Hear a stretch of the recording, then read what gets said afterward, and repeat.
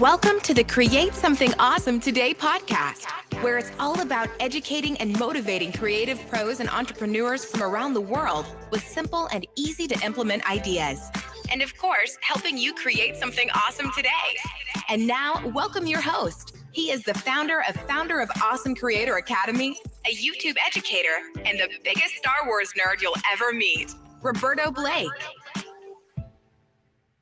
Hey everyone, and welcome to the Create Something Awesome Today podcast. This is your host, Roberto Blake, helping you create something awesome today. Welcome back to the program. It's been a little while here since we've done an episode. I want to welcome those live viewers that are watching here on YouTube back to the show. And I also want to, of course, say a big hearty thank you to our audio listeners who are watching, who are listening to the podcast on other platforms such as Apple, Spotify, Google, just wherever you happen to be listening to podcasts. We definitely appreciate it. Please give us a rating and a review over there in your podcasting platform of choice. So, you might notice a few updates here to the studio. I've added some more sand paneling, LED lights, things like that. And of course, if you're watching the video, you might notice even things like the different camera angles. And so we do everything we can to just kind of improve, the quality of the show. And we really do appreciate everybody who supports by listening. Today, I want to talk about something that is actually, I think, really important and near and dear to me. It's something I'm actually going to be talking about a little bit in my upcoming book about being a content creator. It's definitely one of the themes that is covered in it. And I want to talk about imposter syndrome. I think this is something that a lot of people struggle with. Even people who have success sometimes feel a sense of imposter syndrome. And so what do we mean by imposter syndrome? It's really easy to feel like what you're doing isn't good enough, doesn't matter, or that something you do is going to underperform. Even if you've had success in the past, there is a lot that can undermine the confidence that you have in what you're doing. One way or another, it could be that you have a piece of content you put out, it doesn't get the response that you might have hoped for. It could be that you see other people you started out with growing and becoming more successful or more prosperous than you. You might literally be happy for them, but you also are sad for you. That's a thing that does happen. I tend to not feel at least that version of imposter syndrome. I'm actually always not only really rooting for my friends and happy for them, but I also realize how vastly different what I want to do is from what a lot of them want to do. And so I don't feel, I think, jealous or envious of other people's success, or I don't let it make me feel bad about my success. But sometimes I do feel imposter syndrome. I do feel that there are things that I want to do that people just wouldn't be interested in or wouldn't care about, and where I wouldn't get the support that I would have hoped for. And it is discouraging, and it does make it harder to want to do those projects. And so that is something that happens. I think that this is not just me, it's a lot of other creators. Sometimes we do second or third or fourth channels to kind of split the difference on, well, here's what people expect from me, here's what people want from me, and then here's like maybe something else I want to do. And it's a challenge because it's not always practical to do multiple channels for most creators. That can definitely be a monetary struggle of, hey, and not only just a monetary struggle, a time struggle of balancing out, like making different content, different channels, different platforms, doing all these different things at once, spreading yourself thin. That makes it very hard and difficult to be successful. But at the same time, it's very emotionally unsatisfying to spend 20, 30, 50 hours on a project and then not have it work out, not have it feel like it was of any worth or any value because people didn't give it attention. And I think that things have worth and value even when they don't have attention, or when they don't get the performance, or when there's not like a massive audience for it. I think it still is worthwhile and justified to do those things. But a lot of times it feels like, well, okay, well, why am I posting those things? I mean, I can give you a primary example. with me, I do my wildlife photography, right? And it's something that I feel like, okay, well, there's so many things that like there's so many great photographers out there and people doing stuff like that that okay, well, why would anyone care or pay attention to like my photography or my stuff specifically, right? And so when it comes to that, I just post a lot of, sometimes I will make some of it available in my Instagram stories. Sometimes I'll post it in my YouTube community tab, but mostly I just like occasionally tweet and promote like my wildlife photography and art prints. And I built a website for it with Shopify because I'm building a Shopify tutorial. I'm working on a Shopify tutorial, but I have my own Shopify store where I sell canvases and prints. And I do that with createawesomethings.com. And so that's where I directly sell my posters and prints and things of that nature. But one of the reasons I did that is I did want somewhere for my photography to live and to exist as far as my passion for wildlife photography. But I also know it's not something my audience, my hardcore audience, like signed up for. So I don't really do much with it on my YouTube channel. And I don't necessarily do much with it on my Instagram where people are looking for like motivation and things like that. But occasionally, if I'm really proud of a piece of artwork, I will post it over there. And, it's okay once in a while for things not to perform. But, these are things that most creators do struggle with is where do I put the things I'm passionate with, even if they're going to underperform? Now, speaking of like value and ROI, my Lord, you guys are tremendous. So for those of you listening in the live, in the audio only audience, we do a live YouTube version sporadically when I can manage it. It's supposed to be Monday through Friday at about 6 p.m. ish Eastern Standard Time, but it ends up usually not being that. But we have a super chat, which is a direct fan donation from my YouTube audience. And this one is from Curtis. This one is from Malevolent Elephant is his YouTube channel. So shouting that out here. His name is Curtis, and he's kicking things off with a $100 super chat. That's amazing. Thank you for that. And then we've got the Carrot Juice podcast. It's Carrot with a K, K-A-R-A-T, Juice podcast with a $19 super chat. And his message is, appreciate you so much, Roberto. This podcast is needed in the community, and your voice on different topics are refreshing and allow me to see things from a different perspective. You are great, my man. Thanks. Positive vibes. I really do appreciate that. And it's feedback like that that makes it somewhat easier to do other things that you might be nervous about or scared to do. But not everyone has like the kind of community that supports with their eyeballs and thank God with their wallets that I do to make it interesting, for people to do things like that. So I really do appreciate it when I get any kind of support, whether it's the listeners that download these episodes or even some of you as viewers that go back and you listen to the audio throughout your day, whether that's on YouTube on the channel, which helps because we're monetized now, or whether you donate through super chats, or whether you listen to the podcast audio version only and you download that wherever you're downloading your podcast from. And so many of you do it that we're up to, in the first 7 days of episodes, we're getting like 250 downloads, which puts us like, I think, at the top 50% of podcasts. That's great. We get so many ratings and reviews from all of you. I think we have over 100 5-star ratings and reviews in Apple Podcast, which is amazing. I'd love for it to be, a couple of hundred, but I'll take 100 plus reviews. I love that we get the support there, but not every creator has a community behind them for that kind of support. And I've been doing content for many years on YouTube, about roughly a decade here on YouTube.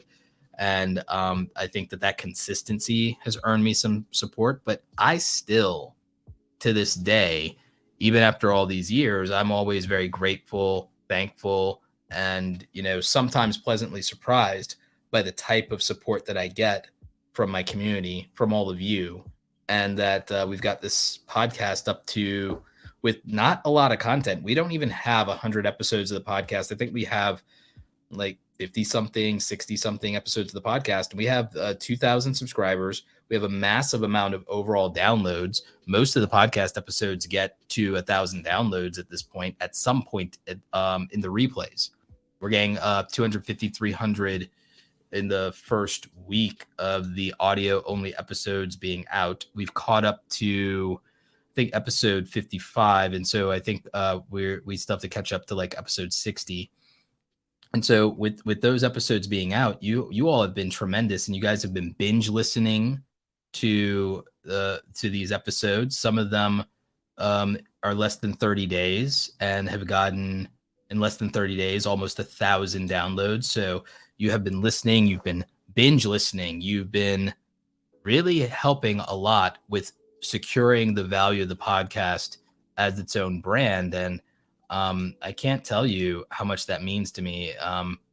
It's been really great. It's been amazing. Even the last 5 episodes combined right now that have been out for like about roughly like 2 weeks or something, probably have like almost 1,800 downloads. Let's see, cumulative just for the week, we've had 6,000 downloads this week. I think something like that, some absurd number. So thank you. Thank you. It is very much appreciated. And yeah, I enjoy doing it. And you should be able to do content that you enjoy doing and that you feel has and gives value to your community. And I think right now we're averaging like, almost 2,000 a week downloads. So that's pretty cool. That's dope.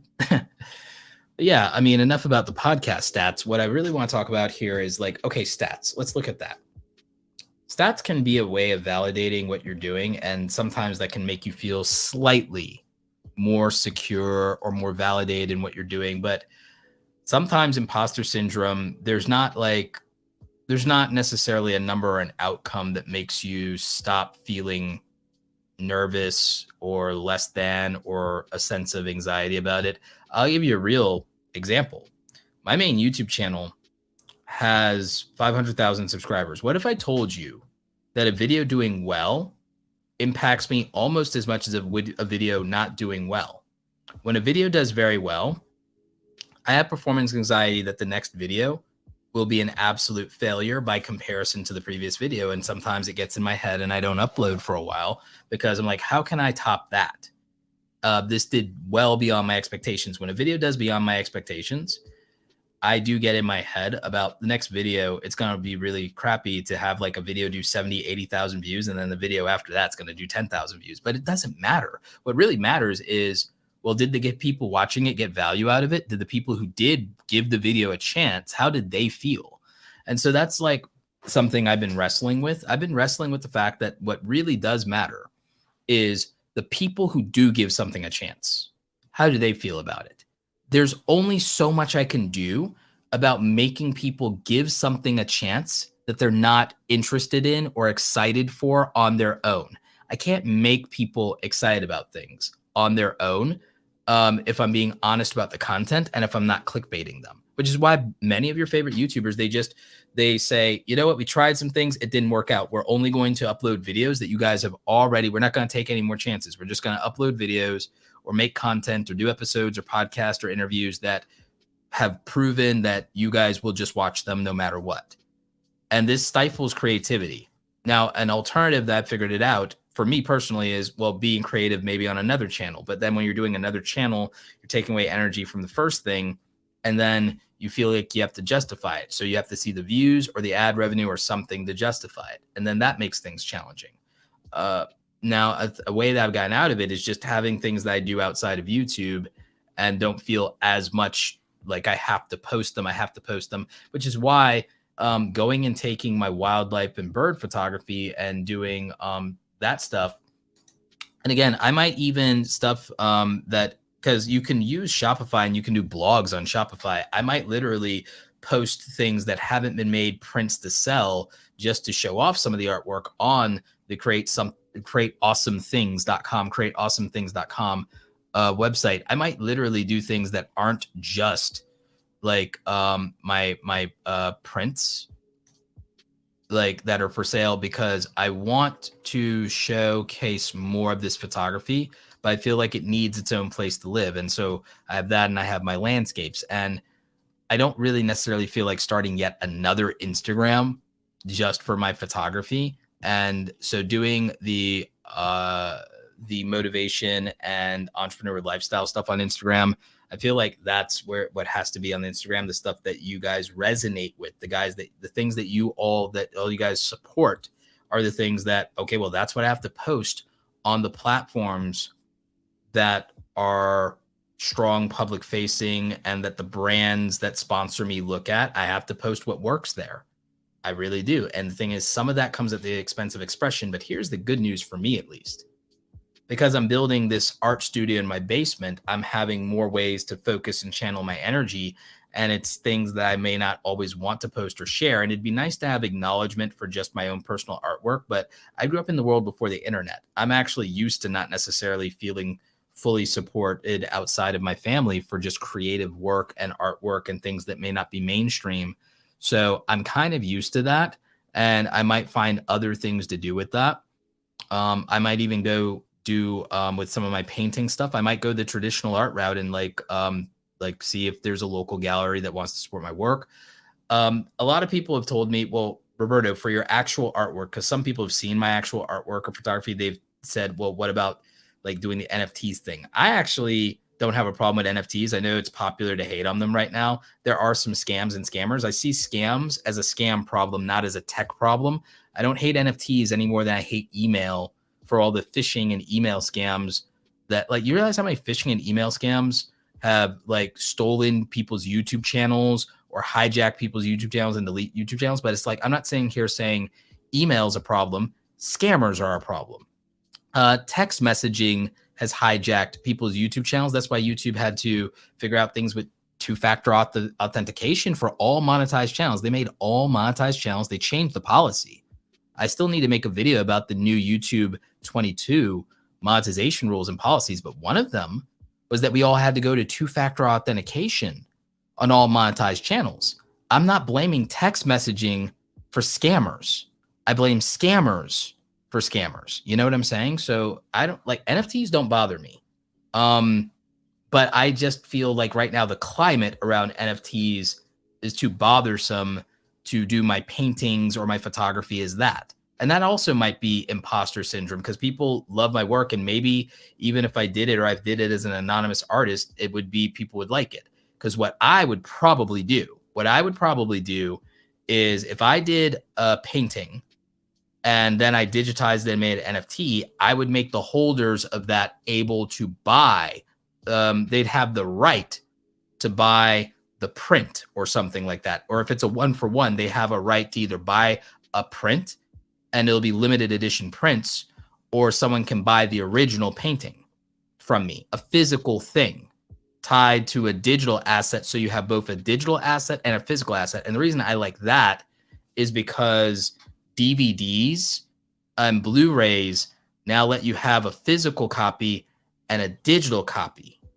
And I like that idea. I like, what if you buy a digital piece of something, but then you also get to buy the print, but instead of doing a print on demand store, you do a limited run of these physical products, and only the people who have the digital right to those physical experiences get them.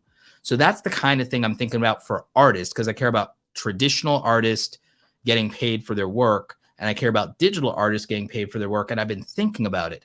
But the climate is so toxic that even though I know I'd be doing it the right way, that I have imposter syndrome about wading into something that's controversial, even though I know that I have the best of intentions. I just don't want to be called, oh, you're one of those scumbags. I've had to fight people on, hey, Bitcoin's not a scam or Ethereum's not a scam. And people, oh, you're one of those Bitcoin bros. And it gets me insecure and it makes me imposter syndrome because I fought for 10 years to build my legitimacy, do the right things, not be crooked about any of it, be one of the most transparent people about how I make money. And then you make one opinion that people disagree with, and they're ready to lump you in with the worst scumbags in the world because you have one thing in common with them, or you like one thing that they also like, or you're a part of one thing that they're also a part of. Then you're the absolute devil and you're the worst person in the world. And you know what happens? It means that there are people like me who don't talk about the things that they're excited about or passionate about. If there's any hint of controversy or criticism, we self-censor ourselves, we silence ourselves, we tone down our free speech, and then we just decide, okay, I'll only post or tweet or comment completely innocent, wholesome, vapid, shallow crap, and never have a real opinion about anything because I'm worried about being judged for it or lumped in with scumbags. And so I really get annoyed by how much imposter syndrome is not only part of my own experience and how frustrating it is, but how much creators censor themselves because the ability to have open and nuanced conversations is gone. Thanks Twitter, thanks TikTok. We have a culture, we have this cancel culture nonsense where everybody is always looking to be angry all the time about everything. I've seen people come at the most wholesome people, Mr. Beast, Jacksepticeye, over iJustine, like over the most innocent things, and it's nonsense. Or for having one, God forbid, hot take. My Lord, they rip the most wholesome, innocent creators I know apart over nonsense sometimes. And if they're willing to do that to these people who are huge, like then what hope? Like sometimes I get depressed. I go like, wow, I better just toe the line and be a good little boy and never, ever say anything that could possibly upset anybody. And I don't like the idea of censoring myself. I really don't. As a kid, I had to do a little bit of it because I was bullied and beat up for being a nerd. When I was a kid, you like anime, people beat you up for that. You like Marvel and DC comics, people beat you up for that. It wasn't popular to be a gamer when I was a kid. It's popular now. And it's a shame. I'm glad that kids today get to express a little bit more of themselves or be themselves and not have to feel bad about liking what they like or expressing a passion for it wasn't popular to be into art or photography. Oh, you're a photography nerd, you're a camera nerd, you're in the AV club. Kids used to get bullied for stuff today that if you do this stuff, now you're popular. Now you're a god. If you're a kid and you're into computers, gaming, anime, you draw, you like filmmaking, you like any of that stuff, you're into tech. Well, today you're a god. You're popular. You could be king or queen of the school off of that. And you could also now make money as a teenager off of it. When I was young, you got attacked for this stuff or for having a remote interest in it. And it made you a social pariah. And there's so many things like that today that people are passionate about that I feel gets a bad rap. Not that long ago, you used to get attacked and told how cringy you were if you did TikTok. Now TikTok's the gospel. It won in culture. And now it's popular. Now it's like,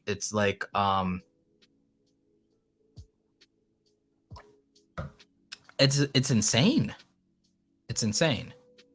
Nightmare Neil, thank you for the $2 super chat. You say I'm spitting fire. I appreciate you, brother. John, Creative Minds. I love anime. Yeah, me too. I love anime. Lately, I've been really into My Hero Academia a lot. I've been watching the Asterix War. I've been watching you get some no tension, I think is what it is. Jobless Reincarnation is the English title. I have a subscription to Funimation and to Crunchyroll. So yeah, there's, and I love the anime community. There's a big problem in the anime community in YouTube right now with copyright due to companies like Shueisha, Toei Animation, and other IP holders, even for just using clips and doing fair use. There's no fair use in Japan. That's a whole nother episode I could go into. Rodimus Primal, one of my favorite channels on YouTube, massive nostalgia channel, retro content around Transformers, especially the Generation 1 stuff. One of my favorite content creators to watch, actually. Rodimus Primal has been a big supporter of the channel. He says, yep, being a nerd got me beating up a lot too. Yeah, I feel you, brother. I really do. There's so much. There's so much out there that makes people like feel like they can't be themselves. And it really does bother me. It bothers me that even I, as a creator, there are things that I struggle with in terms of how will I be perceived in terms of content succeeding or failing? So there's that part. And then also, how will I be perceived for the things that I like? When I first started doing YouTube, I had imposter syndrome about being a nerd and about suppressing my sense of humor and the things that I like. So I started sneaking and smuggling it into my videos. If you watch my old videos, I started to smuggle and sneak my love of anime into things on my channel by having my background screensaver be anime or comics or things like that. And it kind of smuggled my love of nerd culture into the channel. And then I started doing it with my Funko Pop figures and things like that. I started smuggling those things into the backdrop and into the background of my channel. Then I started using with my Photoshop tutorials, I started using some of my cosplay photography from doing shots of cosplay models at conventions because I was really into that. I even actually got to do a lot of great shots of cosplayers you'd know, like Yaya Han and some other people. And it was really dope. And I did get some early support on that in the channel of like just doing something different with Photoshop and Lightroom around some of those things. And what happened with those is by just like I got to feel more comfortable as I climbed to 10,000 subscribers and beyond, being more of myself by not hiding how into nerd culture I was and letting it organically find its way into the background of my content. And then I started outrightly incorporating some of it directly through, again, the backdrops and the design of everything that I had and the aesthetics, and people jammed with it, and all that stuff became mainstream, so it didn't matter as much. I mean, you guys literally see Pikachu right now chilling with my YouTube play button in the background, blurry background that it is back there. But yeah, you know, you guys, if you're in the live viewing audience, you can see that there. The Stormtrooper helmet from Star Wars, from the sequels, is there in the background as well. And so my nerd culture stuff found its way into the channel. It found my way into some of my humor and my jokes, like me imitating Master Yoda I am, or the Dark Lord of the Sith himself, Emperor Palpatine, leader of the Empire and the Separatist movement. Your feeble skills are no match for the powers of the YouTube algorithm. And so, yeah, I started doing like voices and gags and things like that on occasion, showing in my type of humor into my content. And what it did was it allowed me to feel more like myself.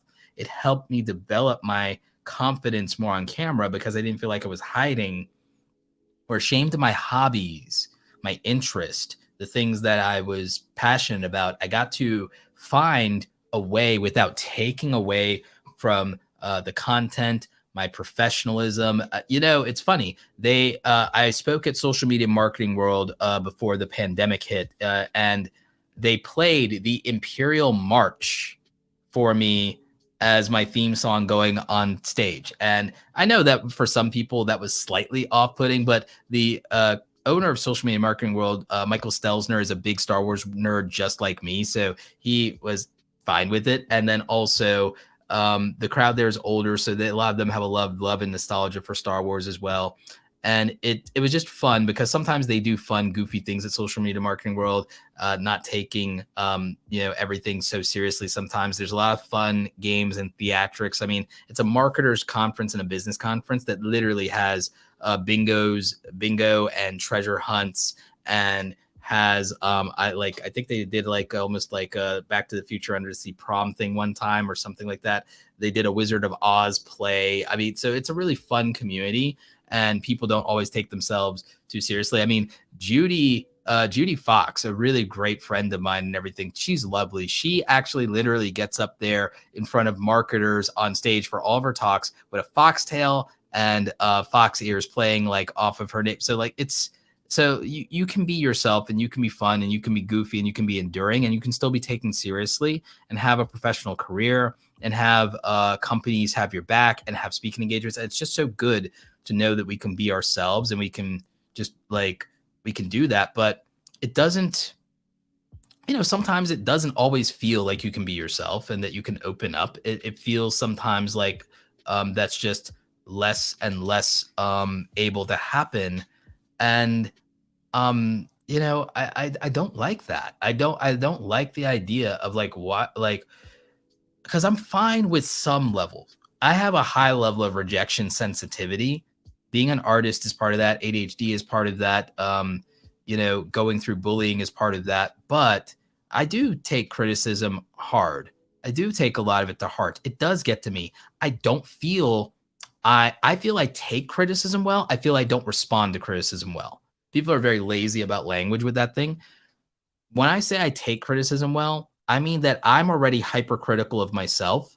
And it means that I'm willing to adapt and improve and work on things that aren't working and to make changes. The thing is, I don't necessarily react or respond to it very well in the moment that's happening. I can be defensive. I can push back.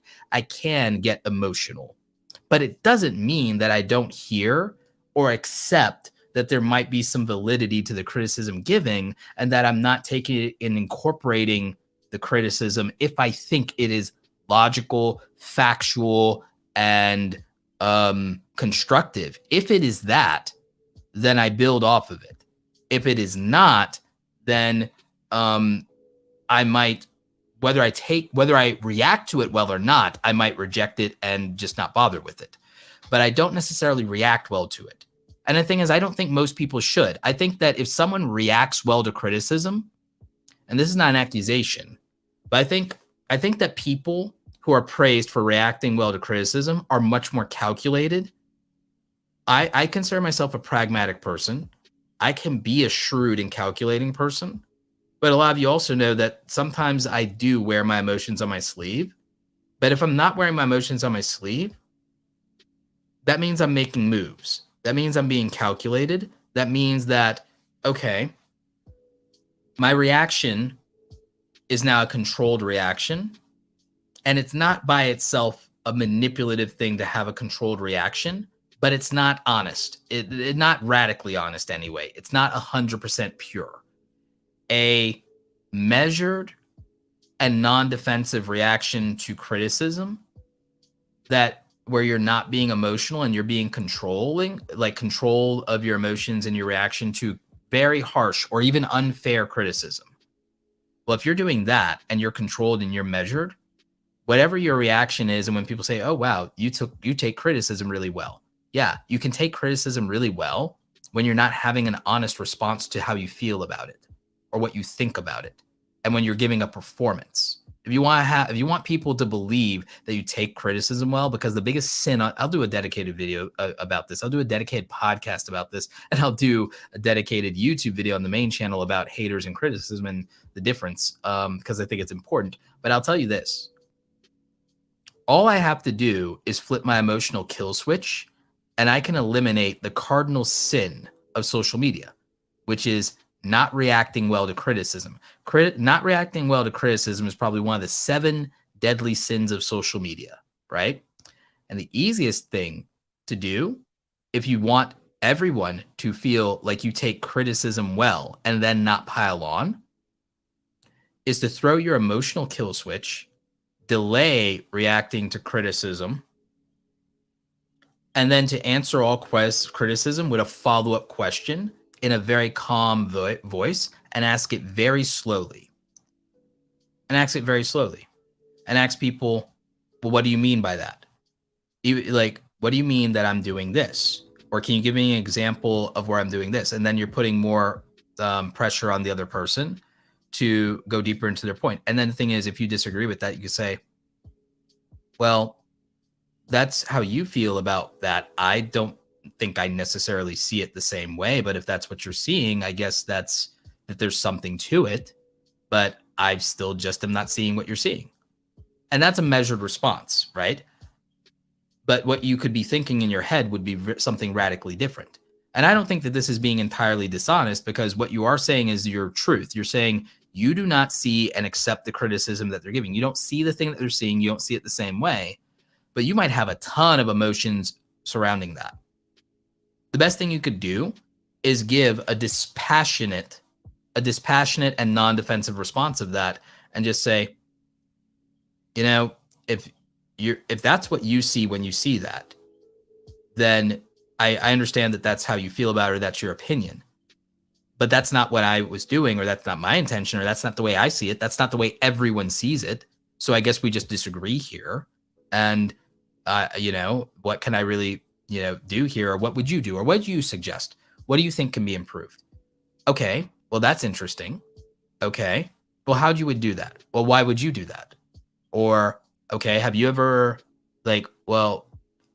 have you ever actually done that thing that you're suggesting I'm do? Or who do I go to if I want to do the thing that you're suggesting? Find a way to turn criticism into a constructive educational moment for both of you, where you are showing your receptiveness to what is being said and you're asking for clarification. Now, here's the thing. You could choose to use that, and you could say, if someone says, well, are you going to follow the criticism or the advice? It's like, I'm going to study it. I'm going to analyze it. Why should I react to something without thinking it through? And I'm going to get a second and a third opinion on these things, but I hear you, and, I can look at it. Because you can go, well, because again, it's like, isn't it fair and reasonable for me to take what you're saying with a grain of salt and to ask my community what I should do, or to ask for a second or third opinion, or to study or analyze this? Isn't that a reasonable thing for me to do? And the answer is, well, yes, clearly that's the answer. So again, I'll do a deep dive on this and I'll do a talk about it. But I think that one of the most important, and the thing is, by the way, if you're going to say that, you should mean it. You should actually be sincere. And the thing is, even people I dislike, who I think gave me unfair or unreasonable criticism, in 9 out of 10 things they said, I found the one thing they said that I think was an area I could improve on. And for me, for a primary example, it was one of the things that actually improved both of my main websites. Both of my main websites were improved because I didn't agree with 90% of what a hater and a heckler was saying to me. But the fact that they said anything at all made me look at my website differently. And I found things that they didn't criticize me for that I looked at with another set of fresh eyes and said, I think I could do better there. I think I could improve there. I don't think this is clear, or I don't think that this is a good design, or, hey, this is massively outdated. I haven't touched this part of the website in 4 years. I didn't even remember this page existed. And so they inadvertently were very helpful and very constructive. That was not their intent. The intent of this person that I am talking about was not constructive criticism at all. I made their criticism constructive. And I looked at myself honestly and said, you know what? They aren't right, but I can do better. And so for me, I try to turn almost anything I experience into value. I extract value from everybody, including my haters. I extract value from everyone, including my haters. I will not leave value on the table. I will extract and siphon every single last drop of value, even from a hater. That's like a tongue-in-cheek, cynical way to think about it. But I think it's a tool. I think it's a helpful tool of, I don't have to agree with you, but you could be the prompt or motivation for me to reflect and analyze and to actually find genuine opportunities to improve and to develop myself. It's like, oh, you were wrong about everything you said, but I used it to actually find some things that were worthy of criticism and self-reflection and analysis and improve upon myself. And I wouldn't have necessarily done that if everyone had just agreed with me or if everybody had just praised me. You do need criticism to improve. The problem is the source of the criticism. Good faith criticism is hard to come by. Good faith criticism is hard to come by. Good faith conversations are hard to come by. Good faith debates are hard to come by, but they are necessary. They're essential. The problem is that many people have elevated their opinions to the point of needing to be believed as fact to validate themselves. And so the problem then becomes, well, what do we do and where do we go from there? Another important thing is to learn that you can coexist with people you disagree with. By the way, that's super important. Probably a topic for another day. But I think that insecurity and imposter syndrome comes largely from all the times that we have been taken out of context or judged negatively, treated unfairly, harassed, bullied, criticized, attacked. It's easily to see one or two things coming from what might be a person giving constructive criticism, good faith criticism, valid criticism. If you see one or two things in common with the way they're doing it or the way they're presenting with your previous bullies, harassers, or attackers or trolls, it could immediately put you on the defensive and make you perceive the person as that. And that's happened to me too, by the way. That's happened to me too. So on both sides of that, actually, I've been perceived that way wrongfully because I didn't understand that I was presenting as in common or in kind with somebody else's experiences. And how could I know that? I'm not a mind reader, but I did manage to sort that out or feel that out intuitively. Not everyone will. And then there's another issue where I've been on the receiving end of it, of where this person was coming at and presenting to me in a way that was too similar to the way that I've been attacked in the past. And so I was immediately defensive and dismissive.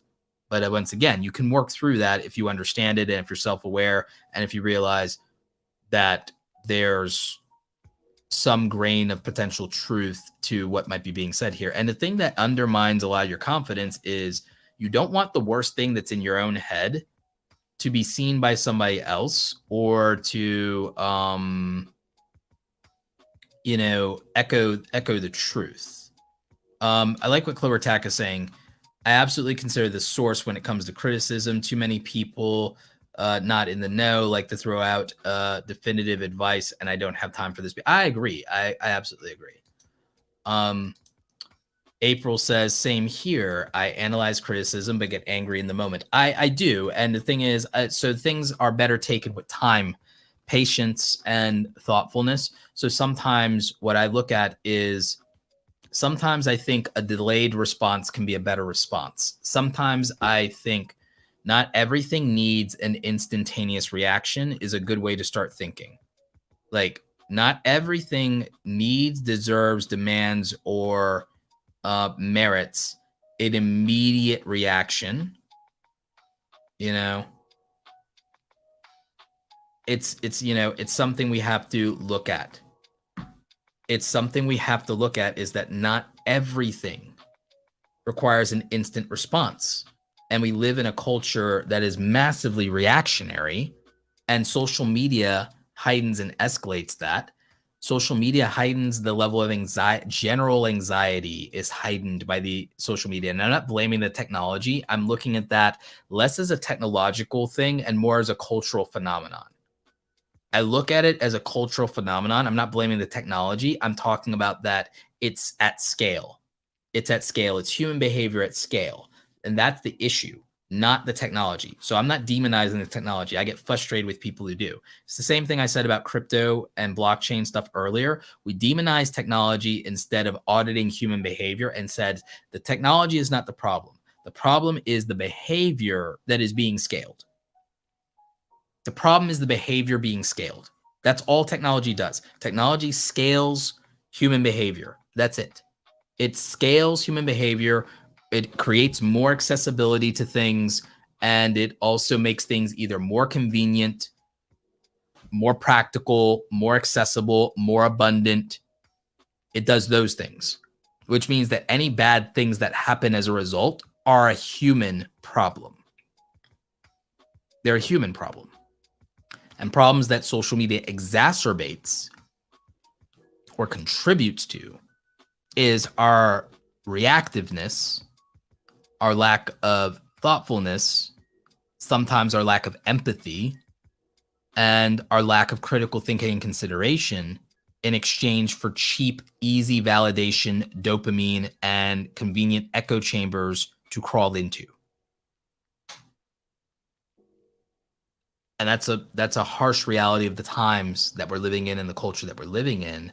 And it's something we're all learning to navigate. The problem is, while we're learning to navigate it, we need more grace and tolerance and patience through the process, because none of this has existed before. None of this has existed before. And that's the problem, is we don't have a guide for truly dealing with and navigating it in real time.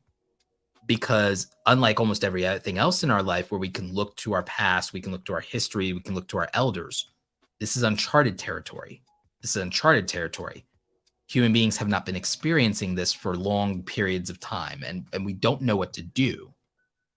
And so that's a large part of it. The other thing is in like when specifically when it comes to imposter syndrome and performance anxiety, like I said, I mean, with me, I have a large channel. I constantly feel I feel inadequate a lot of times because what is being a 500,000 subscriber YouTuber? There's less than 100,000 people that know what that's like. There's less than a quarter. There's like 300,000. There's 300,000 people who knows what it's like to be a silver play button 100K YouTuber, right? There's only 30,000 or so channels that know what it's like to be a million subscribed YouTuber. So I estimate that there's maybe 60,000 to 100,000 people at best that know what it's like to be a 500K YouTuber. There's a very limited pool of people that know what I'm experiencing and understand it and have lived through it.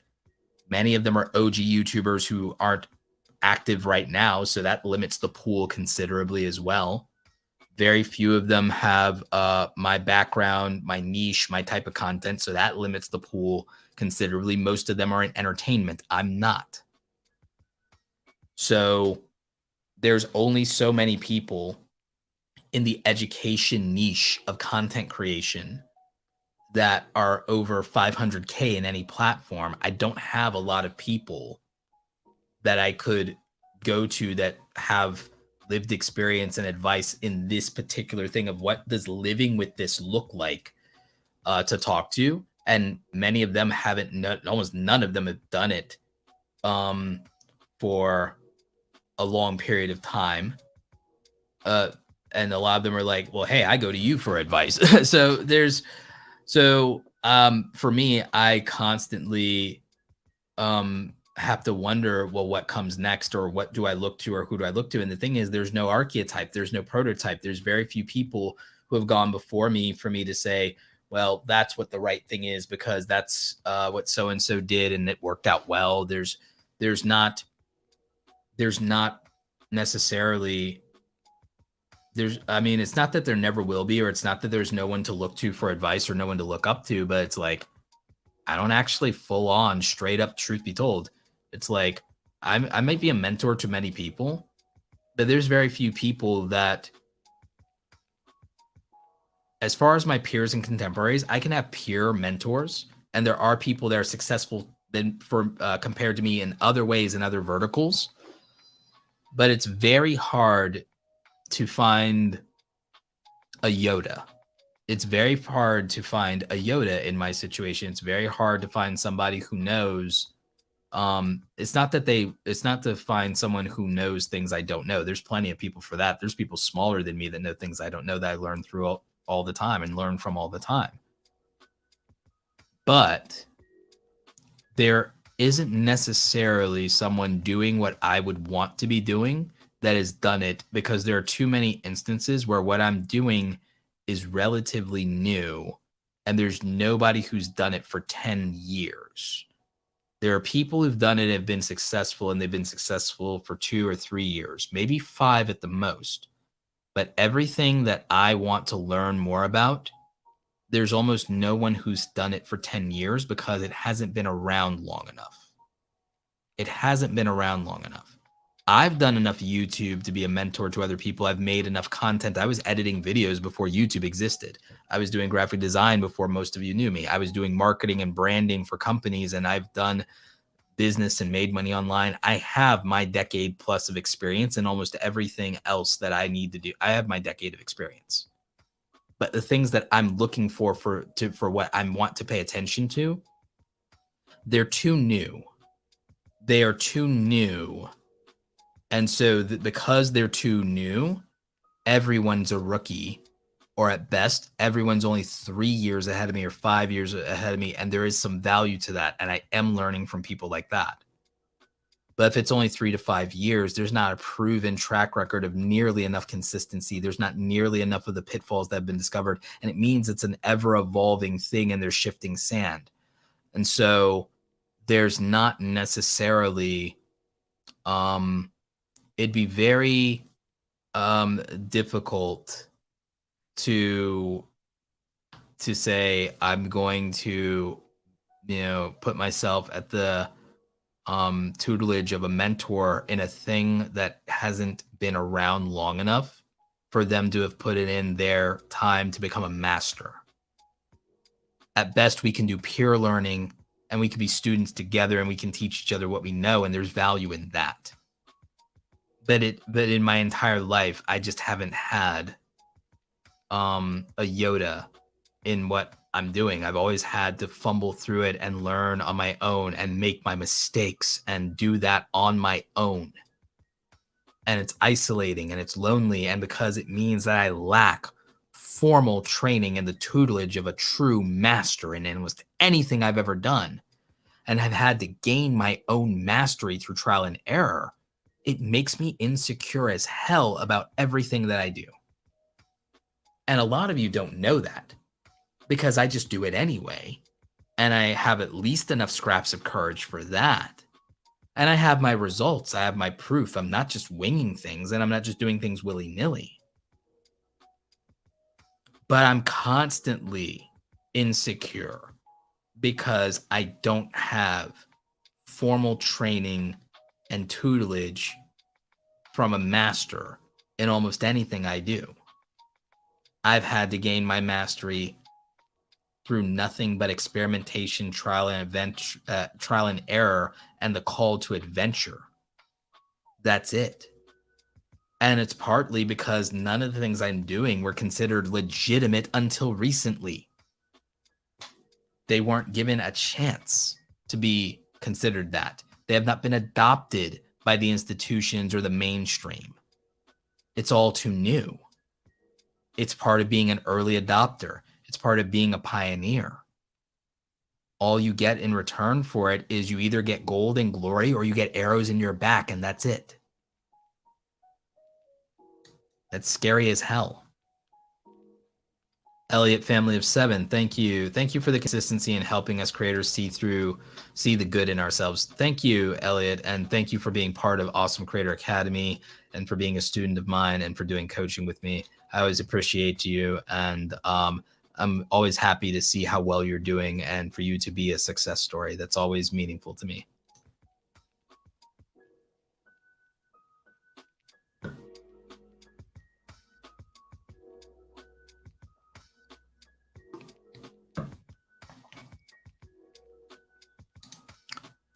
Hannah Day Bailey says, Roberto, thank you so much for being real and transparent. Thank you, 100%. Information Man Show says, so you're self-made. People have a funny relationship with the concept of what being self-made is. So I'm not sure. I would like to believe that I'm self-made, but a lot of people don't like that term and they think it's immodest or it's arrogant. But what I'll say is this. I went to community college. I don't have a 4-year degree. I couldn't afford to go to a wildly robust or good school. I went to a community college in a small military town. So I don't have a 4-year degree in that kind of formal education. My parents bought me art supplies. My grandmother bought me a computer when I was 13 years old, bought it for the whole family with what she could. It was modest. It'd be a joke by today's standards. After that, my computers were built from cannibalizing parts that were donated to like a local guy who helped people do that. I taught myself HTML code from scratch while looking after my siblings when I was young, when I was 13. I taught myself video editing for the most part. I was introduced to it by my friend Danny's father. He showed me what little bit he knew. I took that, but that was like a crash course and he didn't have formal training. And that was a little and it was helpful. And it was always great to talk to him, but I ended up surpassing him really quickly by just learning. There was no YouTube back then to watch video tutorials. I learned it by just playing with menus and finding scraps of information in online forums all night. I learned in the primitive internet. There was no online video tutorials or training. There was screenshots and message boards. That's it. There was no social media. free hosting was 20 megabytes of files on Angelfire, GD Series, Lycos, and Homestead.com. That's it. So when if I say I'm self-made, I think that's a byproduct of the era that I grew in, being less robust and privileged and not having the new internet. I had the old internet. From the web 1.0, I had web 1.0. Like, I'm from the old days. I'm from Encarta, the online encyclopedia Encarta. Before Wikipedia existed, it was the digital. Like, yeah, I'm from those days. I'm from DOS. I'm from Windows 95. I'm from that. I'm from Mac OS Tiger being new. I'm like old. I'm about to be 37, and I mean old for the internet. I'm about to be 37. I've been online since I was like 12 or 13 years old. There was no YouTube when I started video editing. There was no YouTube. I remember Windows Media Files, WSF, ASF files, WMV files. I remember FFmpeg encoder. I remember FFmpeg server. I remember Flash and Macromedia Director when Macromedia had Flash instead of Adobe. I remember Macromedia Shockwave, Real Player. I remember that. LimeWire, BearShare. That's my era of the internet. And before that, obviously, the old computer stuff, DOS, Worm, Oregon Trail, Mavis Beacon teaches typing, all of that. But I'm saying, like, so what I mean by this is I didn't have investors or backers, and my parents didn't financially bankroll my dreams. And I didn't grow up where being a content creator was a thing. I was an adult when YouTube was made. I was 23 years old, I believe. YouTube was 2005. Yeah, I was like 21, 22 years old. I was an adult with bills to pay by the time YouTube existed. There was no making a living as a content creator. This is all relatively new territory. And so you have to understand that that's the era I came from. I don't think you can come from that time period and not be self-made if you're successful. Unless you were born to privilege. And then even then, money could only do so much because you would be limited by the technology of your time and you would have to develop expertise. So without formal training or high levels of formal education, without a ton of resources to be gifted or handed to me, very minimal or meager circumstances, no network, a small town, no connections, no college favors to trade in, no alumni network, no fraternity, no nothing. And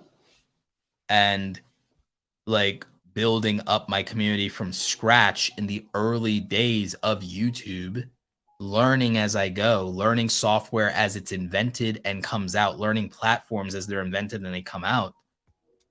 I don't know. Am I self-made? Can we say that I'm self-made? Because I wasn't invested in financially in the way that other people's ventures and startups are. I didn't raise capital. I made every dollar and every dime. I bought my own computer hardware. Like when I became an adult, all of that came out of my paycheck from working a 9-to-5 job or from side hustling, or for trading parts with people. So all my hardware, I bought it myself. I didn't, take out loans. I didn't do so. I did that. I didn't have anyone to borrow money. I couldn't lean on my parents because they didn't have money. So I don't know. Am I self-made? Did I meet the qualifications? Did I check enough boxes to be self-made to make that claim? Or did I just get lucky? Like people want to tell me that, oh, you're just lucky. I'm like, I don't know. I don't think I am. I think I'm lucky to be born an American. I think I'm lucky to be born relatively healthy. I think I'm relatively lucky to be born in the back end of the 20th century. But so were a lot of people, like billions of people. Like, well, not the US part, but a lot of people were born in first world English speaking countries, at least 1 billion people. So it's like not all of them have the outcomes I do. Most of them don't. So how lucky was I? I don't know. Am I self-made? I think about that. That gives me some imposter syndrome. Am I self-made? Am I a byproduct of purely my biology, not my hard work? What is that? I don't know. That, that's something I think about. I would like to think that I'm self-made. I'm not the byproduct of luck. They're like, people think growing a YouTube channel is lucky. It's like, I made 1,500 videos. I never went viral once, not once. 1,500 videos on my main channel, 500,000, 540,000, almost 550,000 subscribers. I never went viral once. Everything was incremental. Everything was incremental. It was just accumulations. Everything I do is accumulations. It's trial and error. I'm not blessed with the talent that other people have. Other people are more talented than me. I have to work harder than all of them because I don't have their talent. I have to do things hundreds of times, thousands of times to get the same results because I don't have their talent. I don't think it's other reasons. Other people will come up with other reasons that I have to work harder than other people. That's fine, whatever. But I just think a lot of it is I don't have other people's talent. And I know that. I'm self-aware of that. I wish I did. But what I do is I train to overcome the talent deficit. I put in more time than other people to overcome their talent deficit. And I study and I learn and I analyze. I don't have other people's intuition. I don't have their gifts for storytelling. I was talking to my friends Audrey and Romina. I'm like, look, I don't have the talent for keeping the magic of being a content creator in the way that I make my videos and teach. I wish I did. Colin and Samir are much better teachers for this generation of creators that want to learn it from also seeing an entertaining video and the magic. Catherine Manning is much better as a YouTube educator than me in keeping the magic of a video that, aside from what you're educating, feels warm and organic and feels like a YouTube video while you're also learning. Catherine Manning's a much better YouTube educator than me in terms of connecting emotionally with an audience on that level and keeping the magic of YouTube in teaching YouTube. Catherine's better than that at me. Nick Nimmin is infinitely more patient with beginners than I am. I can name a million ways in which a million people are better than me at something. And a lot of it on their part is that they strictly are just more talented than me. And that's it. And that's fine. I do not have other people's talent. I never have. So I just work really, really, really hard. And sometimes that's all you can do. Yeah. Sometimes that's all you can do. There are other people who just will be naturally more gifted in a thing, and it will come easy and natural to them. It'll be a part of their temperament and personality. There are things where I do have talent and intuition. Pattern recognition might be one of those things.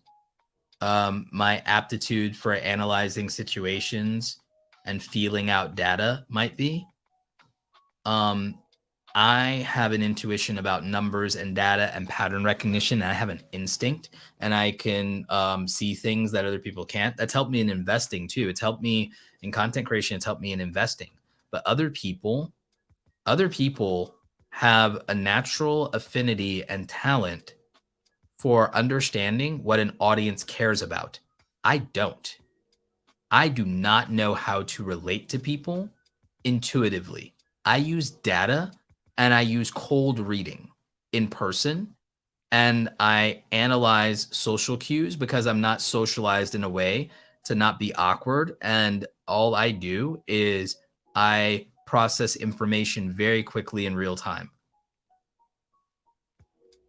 And that's how I can navigate social situations. And that's how I can negotiate deals, is I can just read micro expressions and cues and voice, and I can process that information through my ADHD brain, and I can get to a conclusion and predict a micro moment in time, and that's it, and go from there.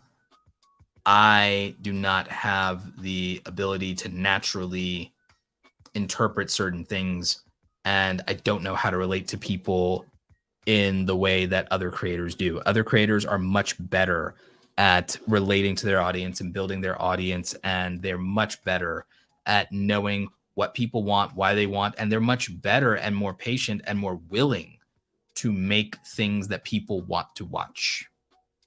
That's never been me. I am not a natural at that. I'm only really good at the ability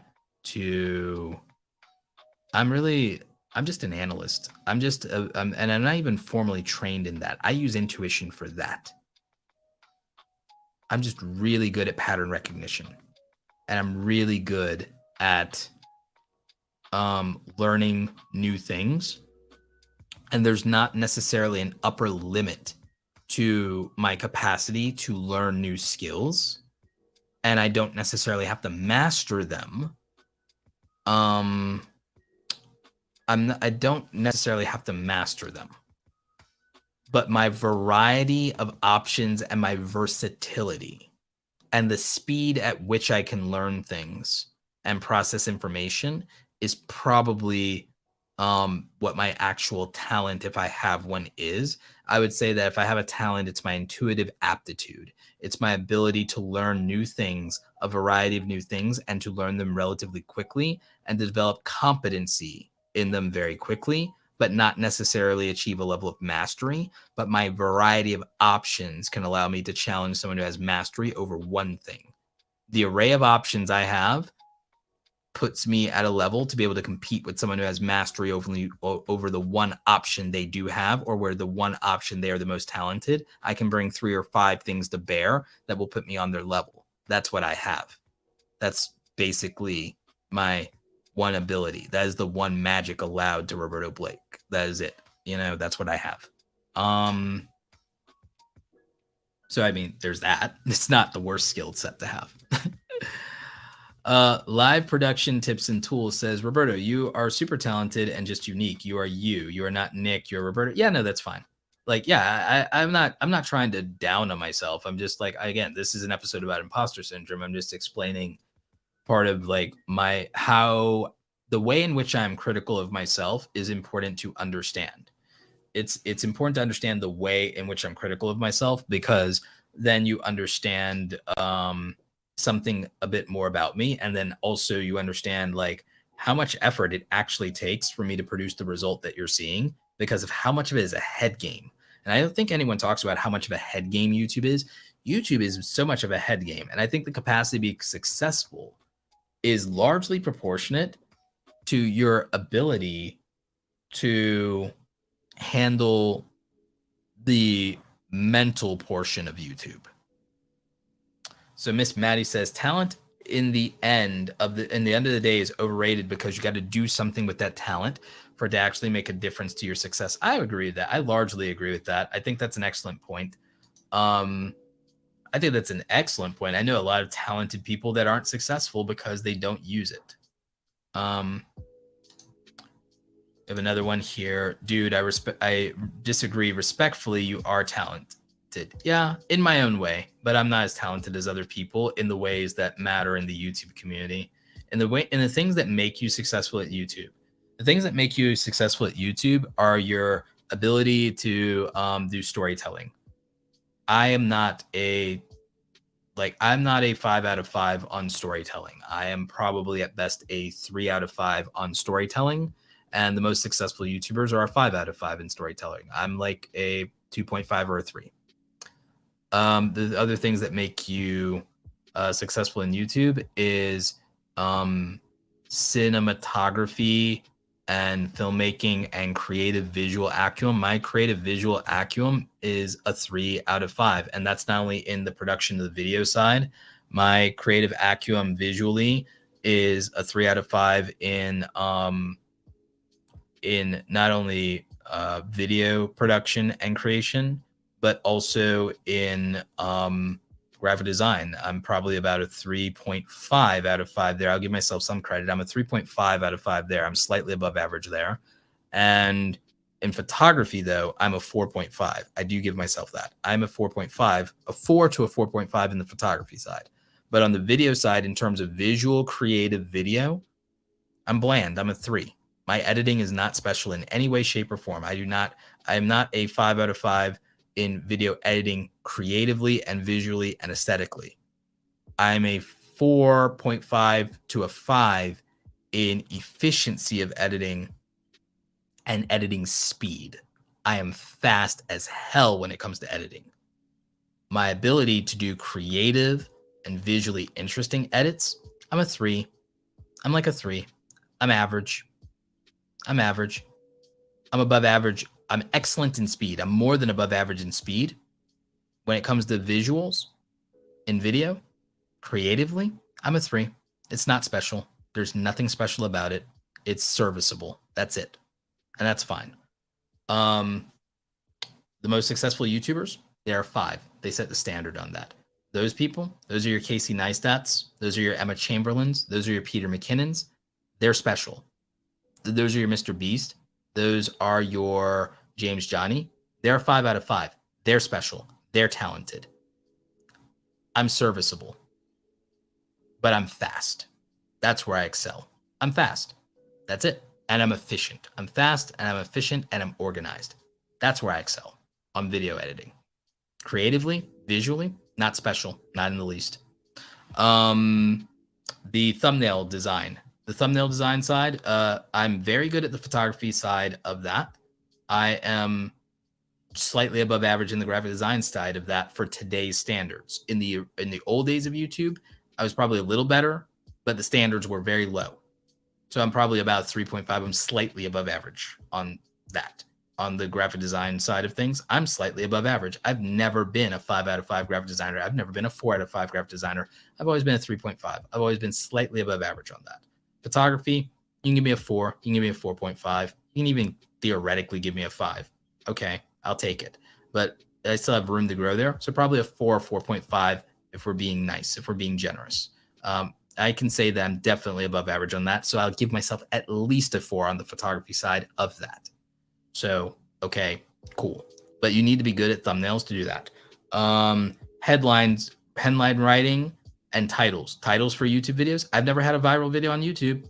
I do have a lot of videos that have over 100,000 views. I do have a lot of videos over 50,000 views. That's not too bad. But the best YouTubers, they write sensational headlines. They write that good clickbait. They get people interested and engaged in content. I only have one video over 1 million views. So compared to them, I'm trash. But compared to most of the platform, headline writing, you can give me a 3.5. I'm slightly above average. Slightly above average. That's how I got where I am. I'm slightly above average on that. 3.5. Best YouTubers, biggest YouTubers, they're all 5 out of 5 on that. They all write titles that get massive views. They can average the views that are my outlier videos every upload. So they're good at that. Titles, not just titles, topics that people care about.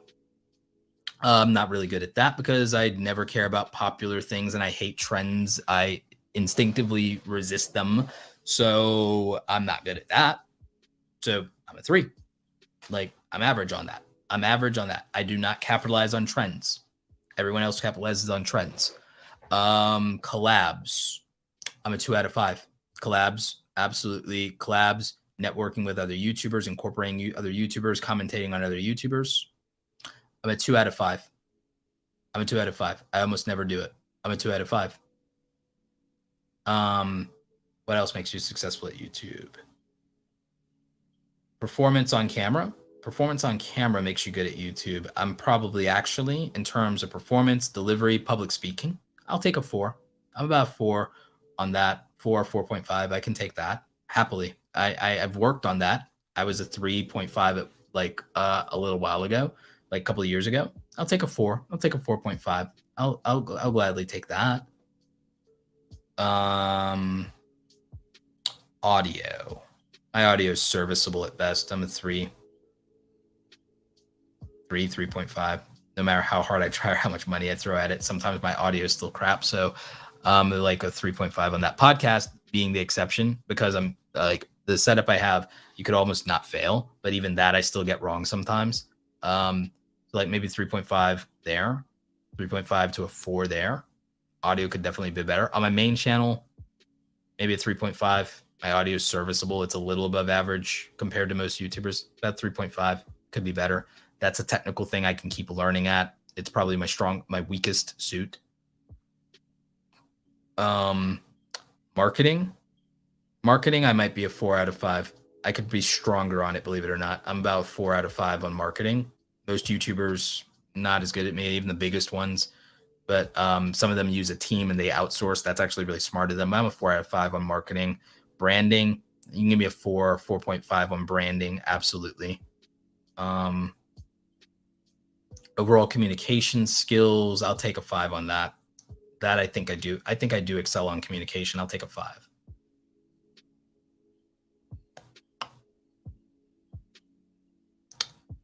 Video production side, 3.5, maybe a 4 if we're being generous. 3.5, maybe a 4 if we're being generous, but not cinematography. There's a difference. General production, sure, it's fine. It's a little above average to actually decent. So yeah, 4 out of 5, fine. 4 out of 5 will be nice. I'll give myself 4 out of 5 on that. Engagement, being invested in your community, I'll happily give myself anywhere from a 4 to a 5 on that one. I think I do very well there. I think I did very well in the early days on that as well. So I'll give myself a 4 to a 5 on that to be nice. Sure. But the things that really, really stand out and make the biggest YouTubers, again, a lot of them, they don't have to engage and do that to accomplish that. Mostly for a lot of them, it's their on-camera performance and their personality. It's their edits. It's their topics. It's their ability to write headlines. It's their ability to make clickable thumbnails. It's their ability to tap into trends. It's their willingness to play the game with other YouTubers and collaborate and commentate on each other, and do that. I struggle with that as an introvert. I struggle with that with high rejection sensitivity. I don't like asking people for help. I don't like asking people to share things. I don't like asking people to do anything. So, and the thing is, to be a successful YouTuber, largely you have to do those things in the end. And it actually is really helpful. And it makes your content perform better. It makes it stronger to move with a community of people. I'm very bad at it. I'm very bad at asking my peers to help me be successful. I'm terrible at it. I'm a 2 out of 5. So that's that. Like, so yeah, there's any number of ways that everybody plays the game better than me.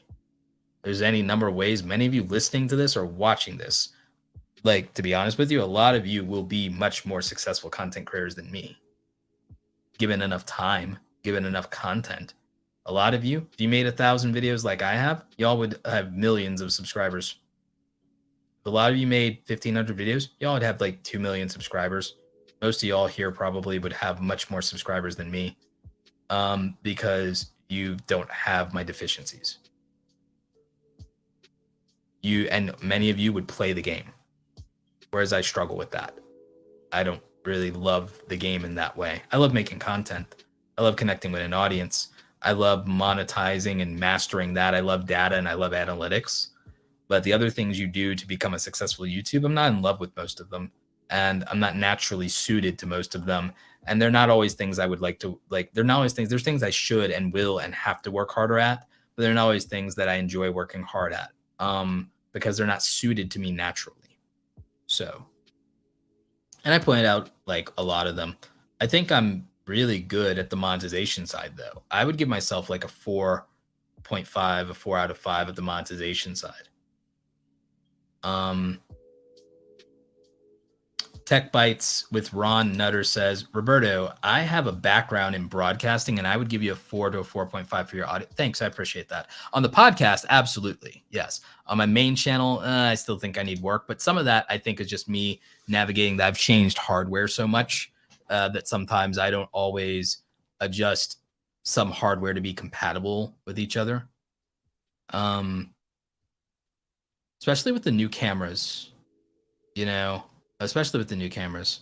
So yeah.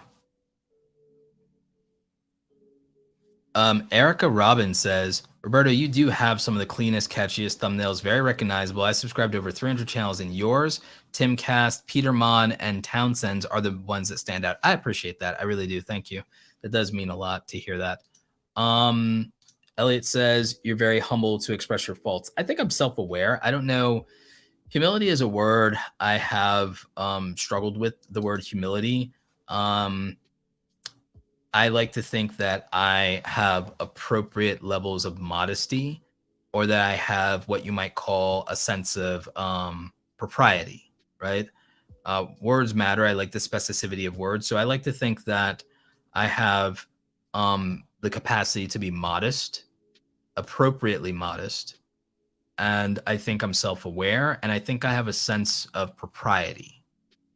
I don't know how I feel in relation to the word humble. I know how people mean it, and it's different than what the word actually means a lot of times. And so I don't take offense to it, but I don't like making the claim that I'm humble because I do think that I have pridefulness. I don't think I'm arrogant because I don't overestimate my abilities, but I do think I have some level of conceitedness, and I take that. I do think I'm prideful, and I do think I'm petty. I think I'm prideful, petty, and that I can be conceited.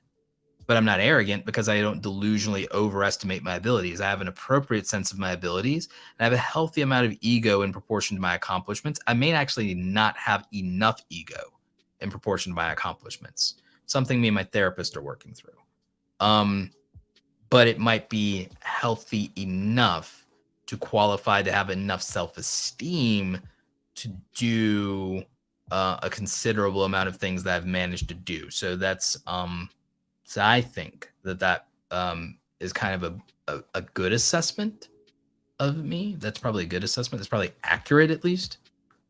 Yeah, Malevolent, you've been killing it. I agree. Thank you, Elite Landscapes, Life Stories. Actually, a lot of y'all have been killing it. I've been actually digging into some of your channels in the background, and a lot of you are killing it. Malevolent Elephant says, dang, I have over 8 videos with over 1 million, including 2 shorts. Nice, bro. Curtis, good job, man.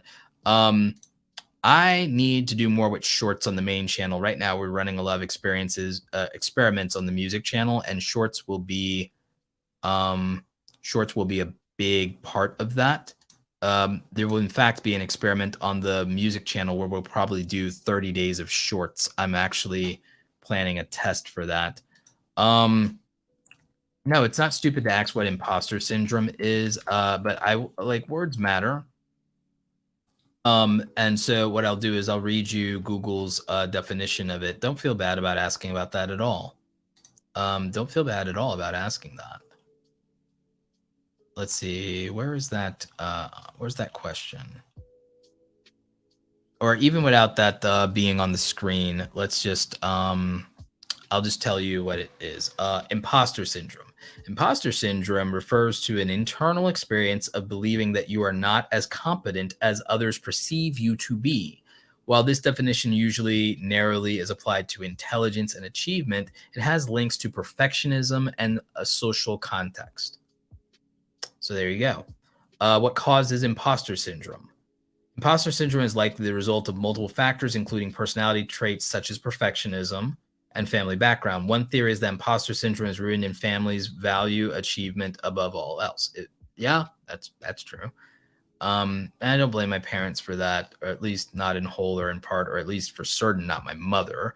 Dad might be another case. But as many fathers, especially immigrant fathers, are hard on you, demand perfection, excellence. I had a military father, so there was that. So yeah, if we unpack that, that's probably a good part of it, but it's not wholly the part of it. School and doing that does it too. Also, having a chip on your shoulder as coming from an immigrant family or minority, it's not uncommon to always have to be better at everything or be perfect or you're nothing. It's a common enough thing. I also personally just like winning, and I don't envy or jealous people who beat me. I actually am motivated by them. Even as a track and cross country runner, I didn't like the idea of beating other people to have a slower time than myself. I'd rather have a bronze and have my best time than beat everyone else and have a gold and have my third best time or get slower. I would rather just be better. I'd rather just be better than beat other people. Being better than other people is meaningless if I'm less than I was. If I'm less than I was a month ago, a week ago, a year ago, but I still managed to beat everybody else who tried, it's not meaningful enough to me, because I'd rather be better than just settle at being the best compared to everyone else. And I'm less than what I was. Well, that's not my best. So what does it matter? And that's not everybody's feeling, and I understand that that's personal to me. You get a little sample of my own neuroticism, right? You get a sample of like why I'm a crazy person, right? So I would rather be better than I'd rather be better than myself than better than other people. I'd rather be the best that I'm capable of being than be better than other people. And it's not even close. So there's that. Elite Landscape and Life Stories has a comment. He says, mental battle of YouTube. I simply work all day, edit all evening, hit repeat, and I have faith in Roberto's knowledge. Don't look at my numbers anymore. I appreciate that. That's actually really dope. I really do appreciate the love that comes from the community and the live streams and the chat. I also appreciate the super chats. I think I got all of those, everyone who did super chats, but yeah.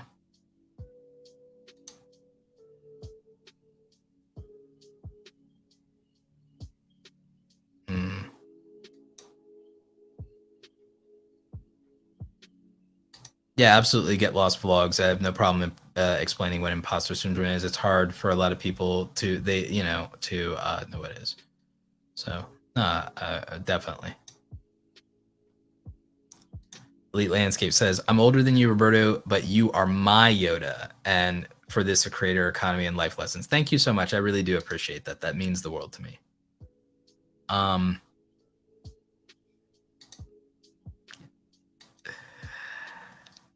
I mean, I have my own hangups. I have my own idiosyncrasies. I have my own insecurities, but a lot of it is rooted in the fact that I just know that there are things that I'm not good at. There are things I know that I'm just not as good at them as the people that I respect or that have the levels of success that I might want to achieve. And I work as hard as I can at it, but there's only so much you can do, and it is what it is. I'll give you a primary example. I think that one of the other things that holds me back is how bad I am at asking for help or asking for anything. I'm really good at marketing and I can be good at sales, but I feel imposter syndrome asking people to buy things. It's necessary. I'm good enough at it in sales. In sales, I hold myself back because of my imposter syndrome and also because of my resentment of how many scummy people in online spaces take advantage of their audience and try to milk every nickel and dime and dollar out of their audience, and I don't like that. And the thing is, I make good products and I make the best things that I know how to make, and I always work on improving them for the community. And even I have trouble selling directly to my community because I don't want to ask for anything. I don't want to ask for support. I don't want to ask people to buy things. And it's a problem because you should, if you are making good things. And I am good at sales. I was a top in sales every time I had a retail job. I was number one in sales in the store, often top 10 in the district. But I'm really bad when it comes to feeling like I'm asking my community for something. I'm terrible at it. I'm terrible at even asking people sometimes to support my second or third channels. It's something I work through because of the imposter syndrome. And the thing is, there's nothing to feel guilty about when I'm making quality content and when I'm making quality products. I shouldn't feel the way that I feel. And many of you probably are doing the same thing I'm doing. You're doing great stuff and you still don't feel you're worthy enough to ask for anything. And it's not because you're not doing really dope projects or really good videos or anything. It's that there's some level of insecurity in it, or you feel bad, or you feel like, oh, you don't want to be another one, or this or that. There's so many problems that come from just being in your own head too much that interfere with your ability to be successful, regardless of ability. You can have all the ability in the world, but if you're defeated in the landscape of your own mind, you've already lost, and it snatches defeat from the jaws of victory. It snatches defeat directly from the jaws of victory every single time you lose the mental game. Every time you lose the mental game, it was a win. It was an L. It was right there. It was waiting for you, and you still it was a W. Sorry, it was a W. It was a W that was right there, and you somehow managed to just take it, bend it up, fold it up, and manage to manifest an L out of a guaranteed W. And I'm saying that because I do that all the time. I do it all the time. I don't have the absolute definitive answer for addressing it other than knowing that you have to acknowledge the problem first. And then if you're like me, you incrementally work on it and chip at it a little bit at a time, day by day. And the thing that I think helped me the most with my imposter syndrome on YouTube was the 2.5 years I was a daily content creator, which don't recommend without a doctor's note doing that nonsense. Like going daily is rough. It's why this podcast sometimes is more sporadic than I would like, but I'm going to be as consistent as I can be because I think showing up and facing that imposter syndrome, facing that fear, showing up, uploading, pushing record, that's one chip at a time of chipping away at the imposter syndrome. And it's also laying one brick at a time at the foundation of your success by building your confidence account, building your confidence one day, one execution, one attempt, one awesome thing at a time. And that's why I came up with Create Something Awesome today. I came up with Create Something Awesome today because it was like, what if I showed up every day? What if I showed up every day and I just tried? What if I showed up every day and I create something awesome that I'm happy to put out and share into the world, or that I'm proud to put my name on? What if I do that every single day? Well, at the end of the year, I've got 365 things to show for myself. And maybe if even 10% of them are good, I've got a couple dozen things to show for myself. And wouldn't that be great? Or even if the bare minimum of them are good, then I'd have at least a dozen things to show for myself every single year that I can say I'm proud of. And wouldn't that be great? And if I keep doing that enough times, I'll have all these great things behind me that I've done. And wouldn't that be great? And that's how I came up with Create Something Awesome today. That's how I came up with that, is what if I just showed up every day and did the very damn best thing that I'm capable of, that is creative and that I'm passionate about and that I want to put out there? And what if every day that I do that, what if even 10 people cared? Well, then thousands of people are on the table every year to care. And then what if I did that for 3 years? Then I'd have 10,000 people. And that was the plan. That was my plan. That was my plan. And somehow in 3 years, it ended up being 100,000 people. 3 years consistently, mind you, because I tried sporadically doing things. That's not really great. But when I was consistent, I went from 0 to 100,000 subscribers in 3 years by being consistent. 2013, you can go look. I didn't have subscribers in 2013. 2013, I didn't have subscribers. 2013 to 2016, I got 100,000 subscribers. Not everyone's going to do that, but creating hundreds upon hundreds of results can be meaningful. Hundreds of attempts at results can be meaningful. And slowly but surely, you can build confidence because you have something to show for yourself, and you've increased the amount of opportunities to have something to show for yourself. And that matters. And yeah, Breezy M says getting to 10,000 subs is hard enough. So I can imagine how difficult it is to get to 100,000. I'm sure that only a small percentage of channels have 100 or more. Well, let me tell you some things that might make a lot of you feel better about your YouTube journey. 90% of content creators never get 10,000 subscribers. They're estimated to be 70 million to 100 million channels on YouTube. Let me tell you the numbers. Let me tell you the facts. As of the making of this podcast, there are only about 600 channels with diamond play buttons. There are only 600 channels, not even whole humans, just channels. Some of them are corporations. Some of those are brands. Some of those are TV shows. Some of those are mainstream celebrities. But there are only 600 channels that have 10 million subscribers on YouTube. Diamond play buttons. 600 people out of 70 million. That's what the top looks like. It's 600 people, or rather 600 channels out of 70 million. It's a very high rate of failure if that's what success is, but that's not what success is. So let's go further. So out of 70 million people, only 30,000 channels. And again, how many of those are Microsoft? How many of those are Discovery Channel? How many of those are Disney? How many of those are Fox? 30,000 channels in the entire world out of 70 million or so channels. 30,000 have a gold play button. 1 million subscribers. That's it. Out of 70 million, it's 30,000 that have gold. And a lot. And how many YouTubers have 4 or 5 play buttons? Mr. Beast has like 10. How many? A3 has 4. Philip DeFranco has like 2 or 3 gold play buttons. Like how many? So how? It's not even 30,000 people. It's 30,000 channels.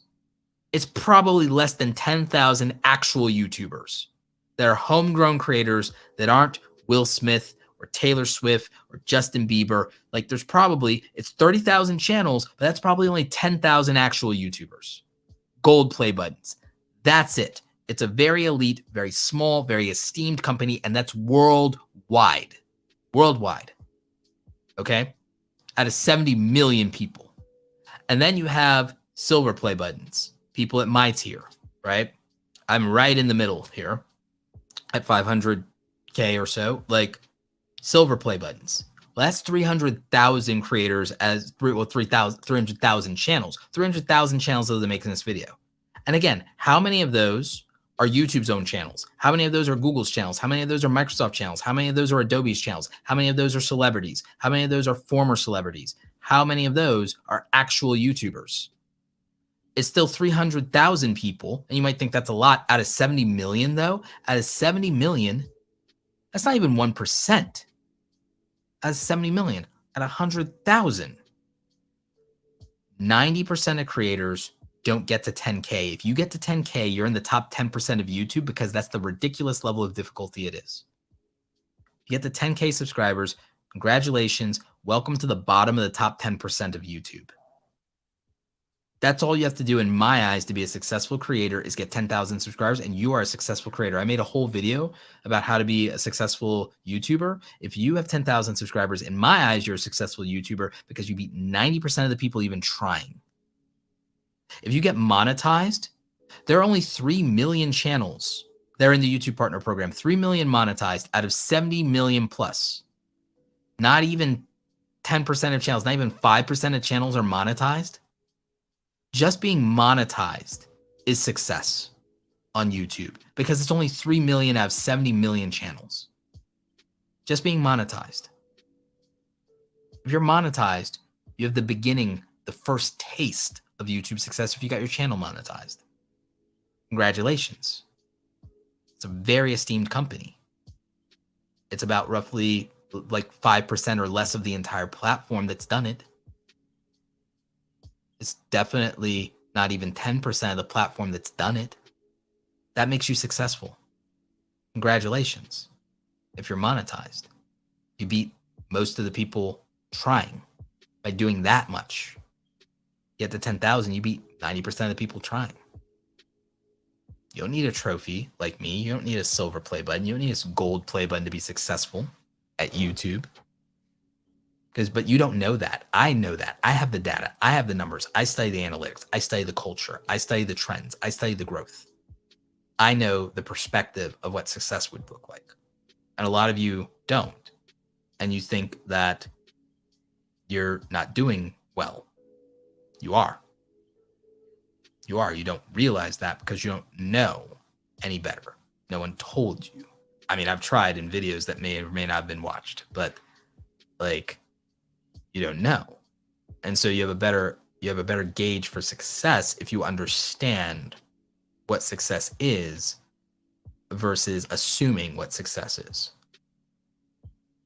And the thing is, it's okay to recognize, you have to look at your own circumstances. Not all of you have the same resources, the same education, the same time in the day, the same energy levels, the same circumstances as other people that are out there trying.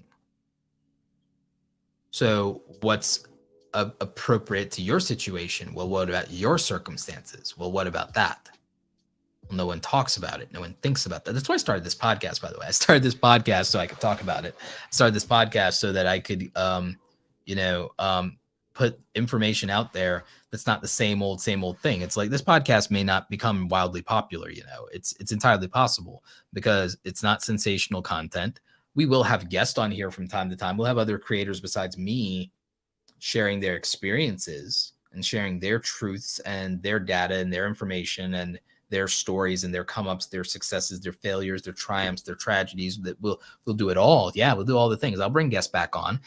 I can't wait till I'm traveling and we do some of it in person. It'll be great. It'll be tremendous. And it'll be well edited. It'll be great. It'll be like the MKBHD interview we did on the channel, or if we do it remotely, we'll do it like we did the Sarah Dici interview on the channel. Those are two of the still strongest videos on the channel. They're great. And those are two of my favorite creators. I love them.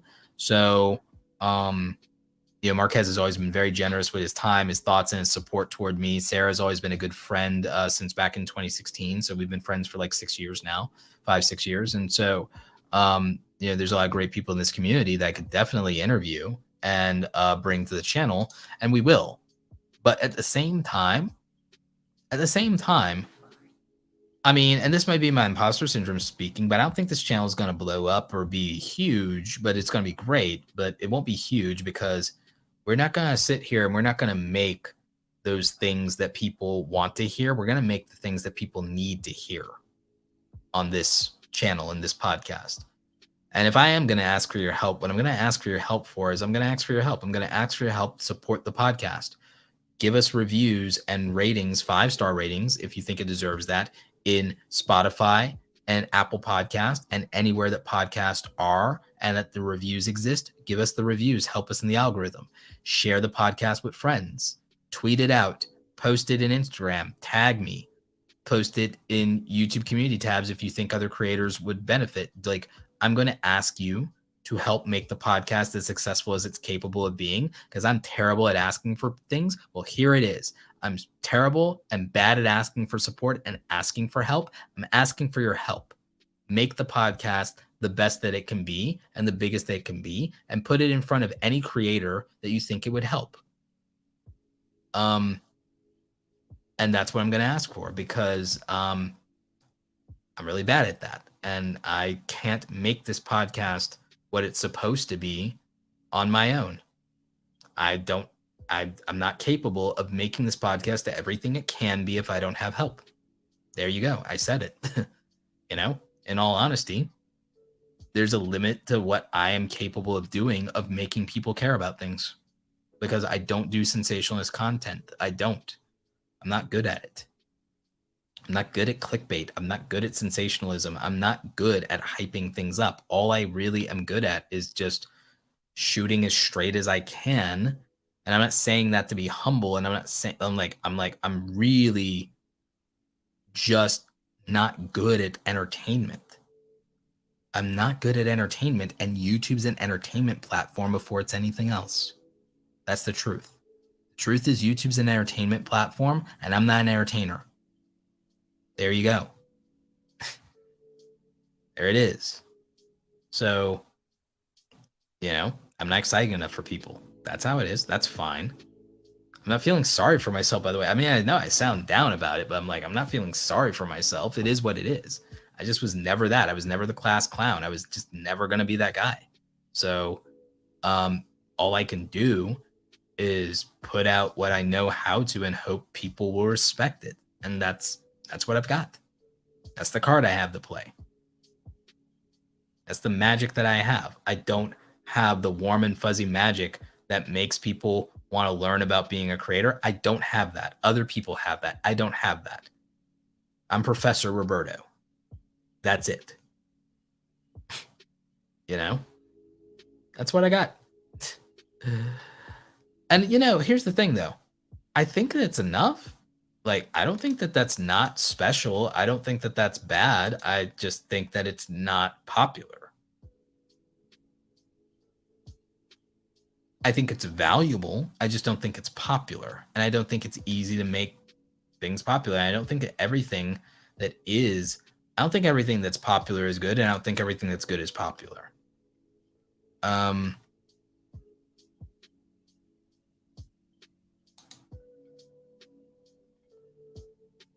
But what we can do is, if we put things out there, people surprise us.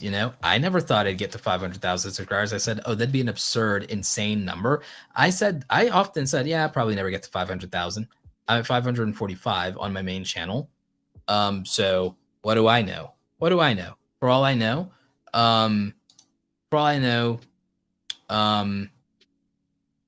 I haven't hit my upper limit of my ability to evolve content. I think that 2 years of COVID also derails momentum in some other ways, in terms of anything you thought you were going to do. And I think we've all been changed by the last 2 years we have experienced. who knows what I'm capable of anymore? Who knows what my upper limit is anymore? Who knows what potential I have? Who knows how I might change? Who knows? I might even, God forbid, learn how to be entertaining. Who knows? Like in a couple of years, maybe in 2 or 3 years, maybe like the next phase of my evolution as I exit my 30s, maybe in a couple of years, I'll be the most entertaining 40 something on YouTube. Who knows? But yeah. So, I mean, it's not about beating myself up or about any of you beating yourselves up, but I do think there's something to be said for knowing where you're at but not letting that be all that you think you are capable of. I kind of do like knowing there are things I'm a 3 or a 3.5 at, because there is still something to strive for. Maybe I can work really hard, and because I wasn't talented enough to start at a 3 as my base form and then work hard and then become a 5 like a lot of other people, maybe because I started with like less talent than them, it doesn't mean that I can't work to be a 4 or a 4.5 at the things I'm a 3 at. It might just take a lot of work. Hannah Bailey says, I hope I'm pronouncing that right. Thank you for the $20 super chat. Thank you for your knowledge. You are truly an inspiration. I first found you when my daughter said she wanted to take her YouTube channel seriously. Thank you for your time and your energy and being part of helping in our 100K journey. Thank you so much. I do appreciate that. And tell your daughter that Roberto says hi. Thank you for that.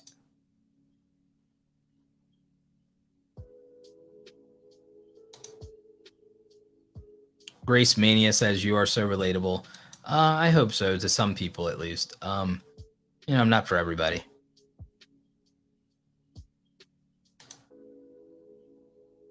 Malevolent Elephant says, if you went back to daily, you'd hit 1 million easily, but your mental health would take. It depends on if I stopped editing. If I outsourced all the editing and I went daily, and if I was able to go daily by outsourcing all the editing and being only 1 week ahead, then yeah, I'd probably hit 1 million in a year or 1 to 2 years.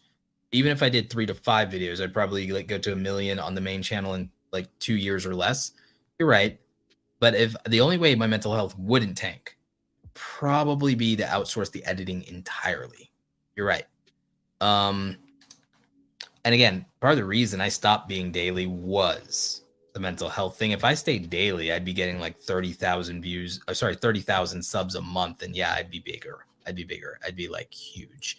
But that was not going to be viable. If I hadn't stopped, if I had never missed a week of uploading during all of COVID, then I would be at about 700,000, 750,000 subscribers. I could have, even in 2021, if I had uploaded 3 times a week and never missed a week during COVID, I would be at 650 subscribers off of that. If I had hustled all of 2020 and put out content and never missed a month. I took so many months off during COVID. If I add up all the months that I took off during the pandemic, in aggregate, in 2 years, I might have literally taken off 8 months from YouTube because of the pandemic, which is crazy. So there's 8 months worth of hustle that could have like grown the channel significantly in that time and everything. So yeah, I could probably be at 700,000. I probably could be at about 700,000 subscribers if I'd actually just worked through the pandemic. I was not emotionally and mentally capable of that at all. So I don't, yeah, there's no way. But if I did, yeah, I'd be at like maybe 700,000 or more, because of the data that I have. I know that I just was not emotionally or mentally capable of doing that at all, like at all. And that's the thing I think about. Like, I don't think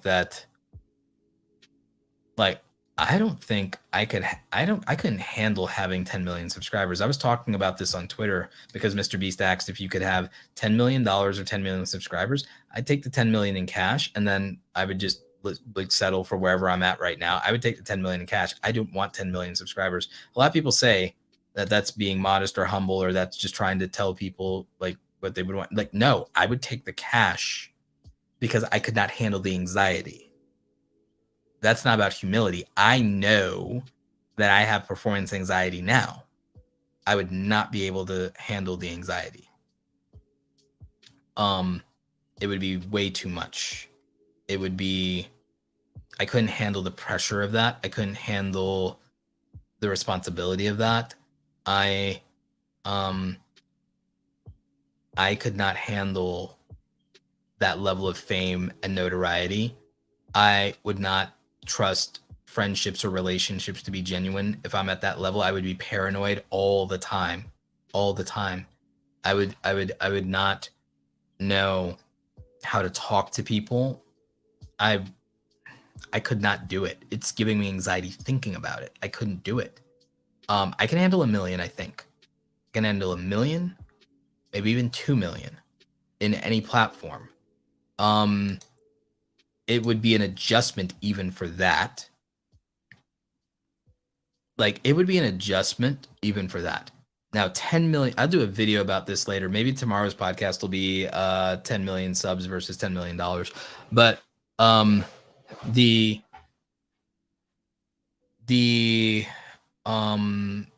fame thing, I would take the cash, because the cash is something I know how to allocate money. Now, granted, I've never managed $10 million, but I do know how to allocate money. I'm very good at that. Very good at investing, if I do say so myself. And I'm very good at managing money. And I know how to make that money grow and work, and how to invest properly in stocks, businesses, and in myself. So, and now real estate.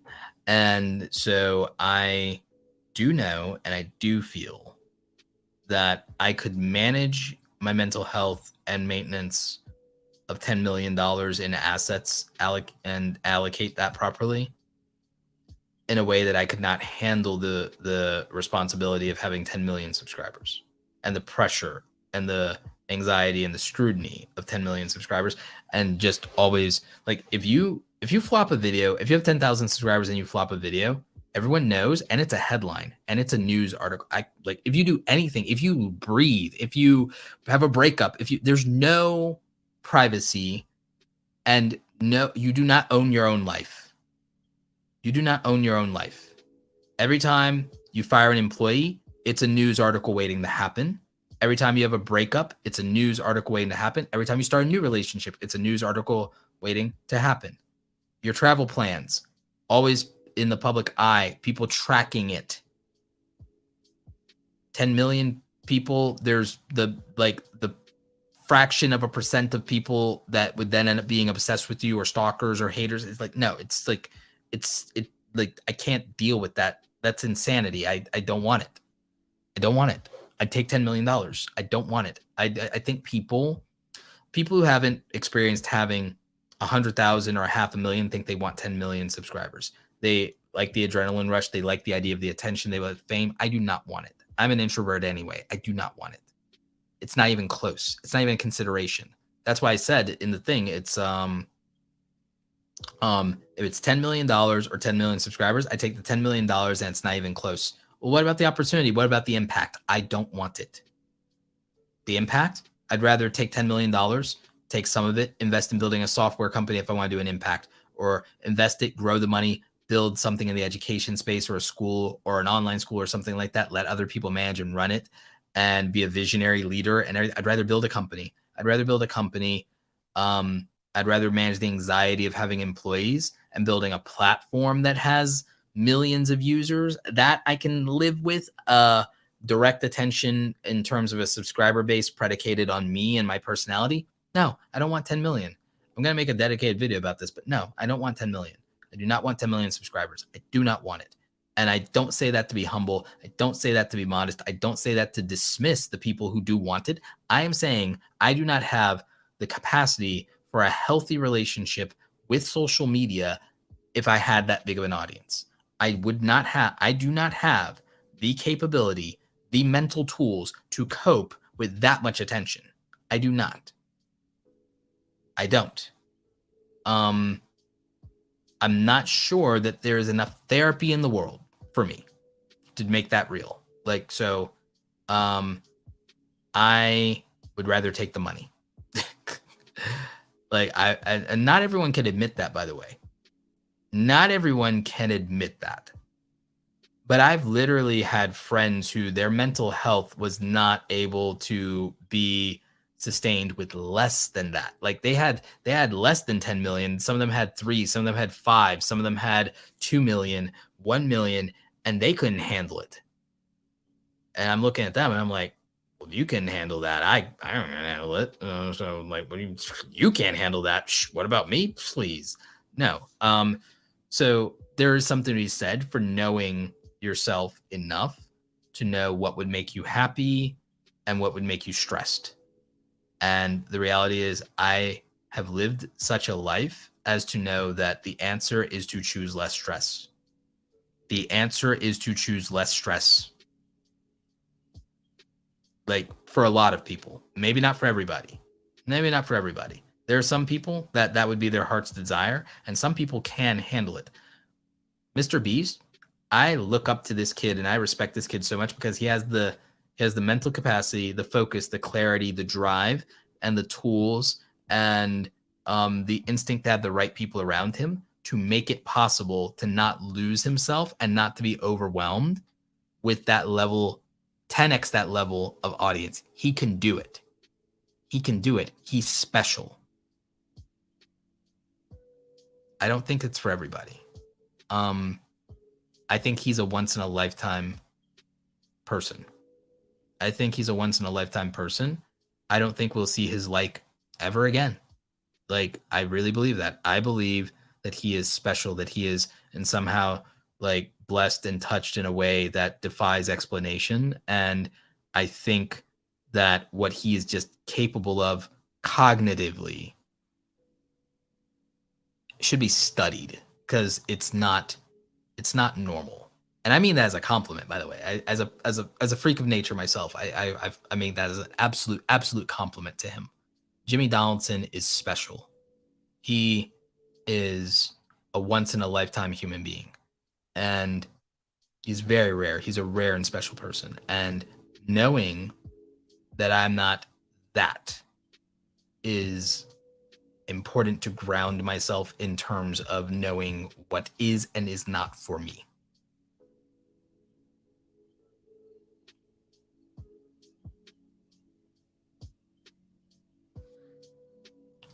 Miss Maddie says, I think it's hard to have a conversation on a live like this if you have that big of an audience. Oh, it's not possible at all. Like, I don't think so.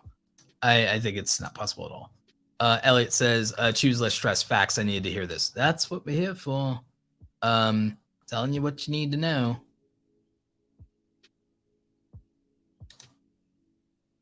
KSI. I love KSI. Big fan, actually. KSI said he would choose money. This is from Jinx. Jinx is saying that KSI just said he would choose money over fame. He said fame makes life harder, but money obviously helps. Yep. I agree.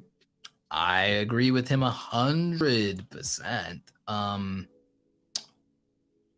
I think the opportunity to make an impact. I mean, Hank Green brought up that he'd rather have Crash Course than anything. And the good that Crash Course has done in the world, I understand. If I could build a media company or an org or an education thing, I would build something like Crash Course. Hank Green might be the creator that I admire the most, actually, to be honest with you. Hank Green might be the creator that I wish I was, if I'm being honest with myself. But I think that having a good team and management and a media arm of your company and running those things, I think that helps. And that might be something I'm more customer suited to if it was like, 10 million or something, maybe in that realm. But being the face of something with that level of scrutiny, no. But if I ran a company that had it, maybe. If I had a company that had a YouTube channel that had 10 million, maybe I could do that. Just like I think about a software company that had that many users, I can do that. But it can't be me because that's too much. I can't mentally process it, you see. I can't emotionally process it. I don't have the tools to cope with it. So it would not be for me to be that level of famous. I couldn't live like that. But running a company that has that notoriety, yes, absolutely. I think I can do that. I think I'm suited to that. In the same way that I'm accustomed to the ability to allocate money, I believe that I could also run an organization that had that level of notoriety as long as it's not me that has it. So that's what I could do. Or at least that's what I believe or would like to believe that I could do. Christine Rachel Carpenter says, so glad you're touching on this subject. Peace of mind is everything. Social media has its pros and cons. You got to know yourself and what you can mentally handle. Oh, absolutely.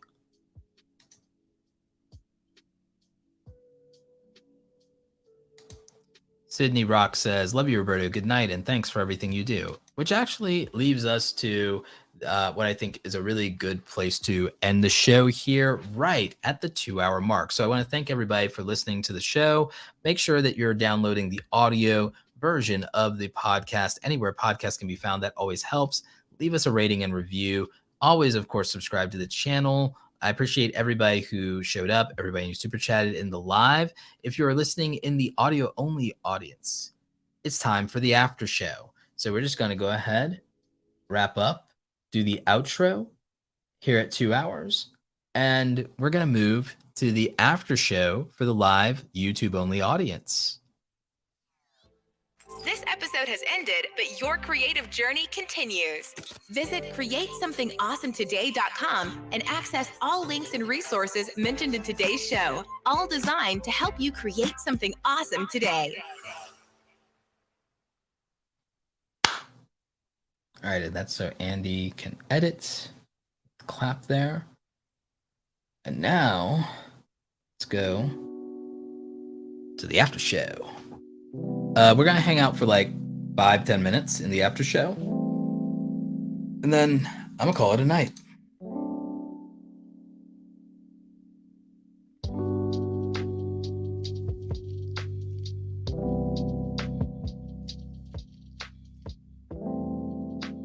So while we're here in the after show, feel free to comment, ask any questions you want. You can ask any questions about anything you want here in the after hours. And then we'll call it an evening.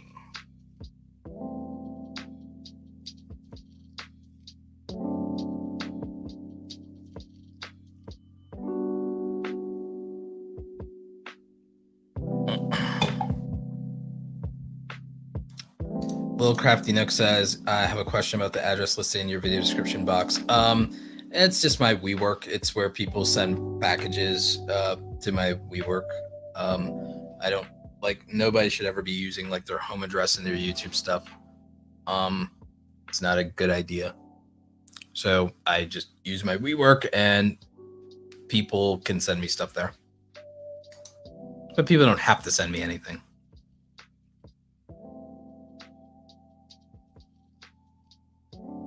Little Crafty Nook said, I have, but I came back. Use the one that's Ponce, not the one that is if I have the old one by mistake, the new one is Ponce de Leon. It's not the other one. At Peachtree, it's Ponce now.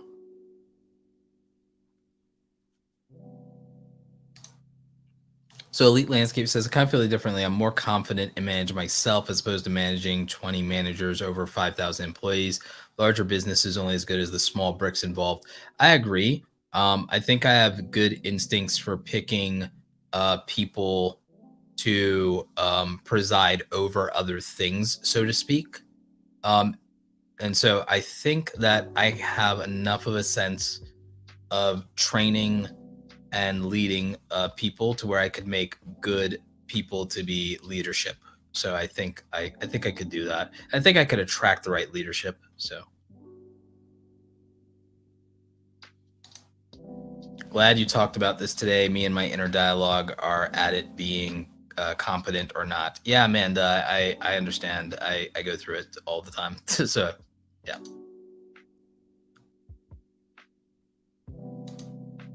Anthony Baker says, hey, great episode, Roberto. I'm struck on the 100 crappy videos. Is that random 100 or just do I make what I'm passionate about from there? You make 100 videos with the intention of getting better at making videos. And the thing is, what you're supposed to expect is not to grow, you're to learn. If what you want to make is what you're passionate about for 100 videos, some of that, and by the way, you can make 100 videos and this not be the YouTube channel that you intend to grow. This could be the YouTube channel where you intend to learn. And then you could go ahead, and if you feel like you made 100 things that you're passionate about, they exist, they're out there in the world, and you got that out of your system, and you learned something about, well, this is what people respond to, and this is what would grow me, and this is what I can be successful at, and I like it enough. You won't feel like you stifled yourself. You'll feel like, okay, I made 100 things that I really like. And crappy is relative. I need to make a follow-up video, probably to 100 crappy videos. I need to make it like a part 2. I think I need to make a part 2 because I need to explain exactly how to do this.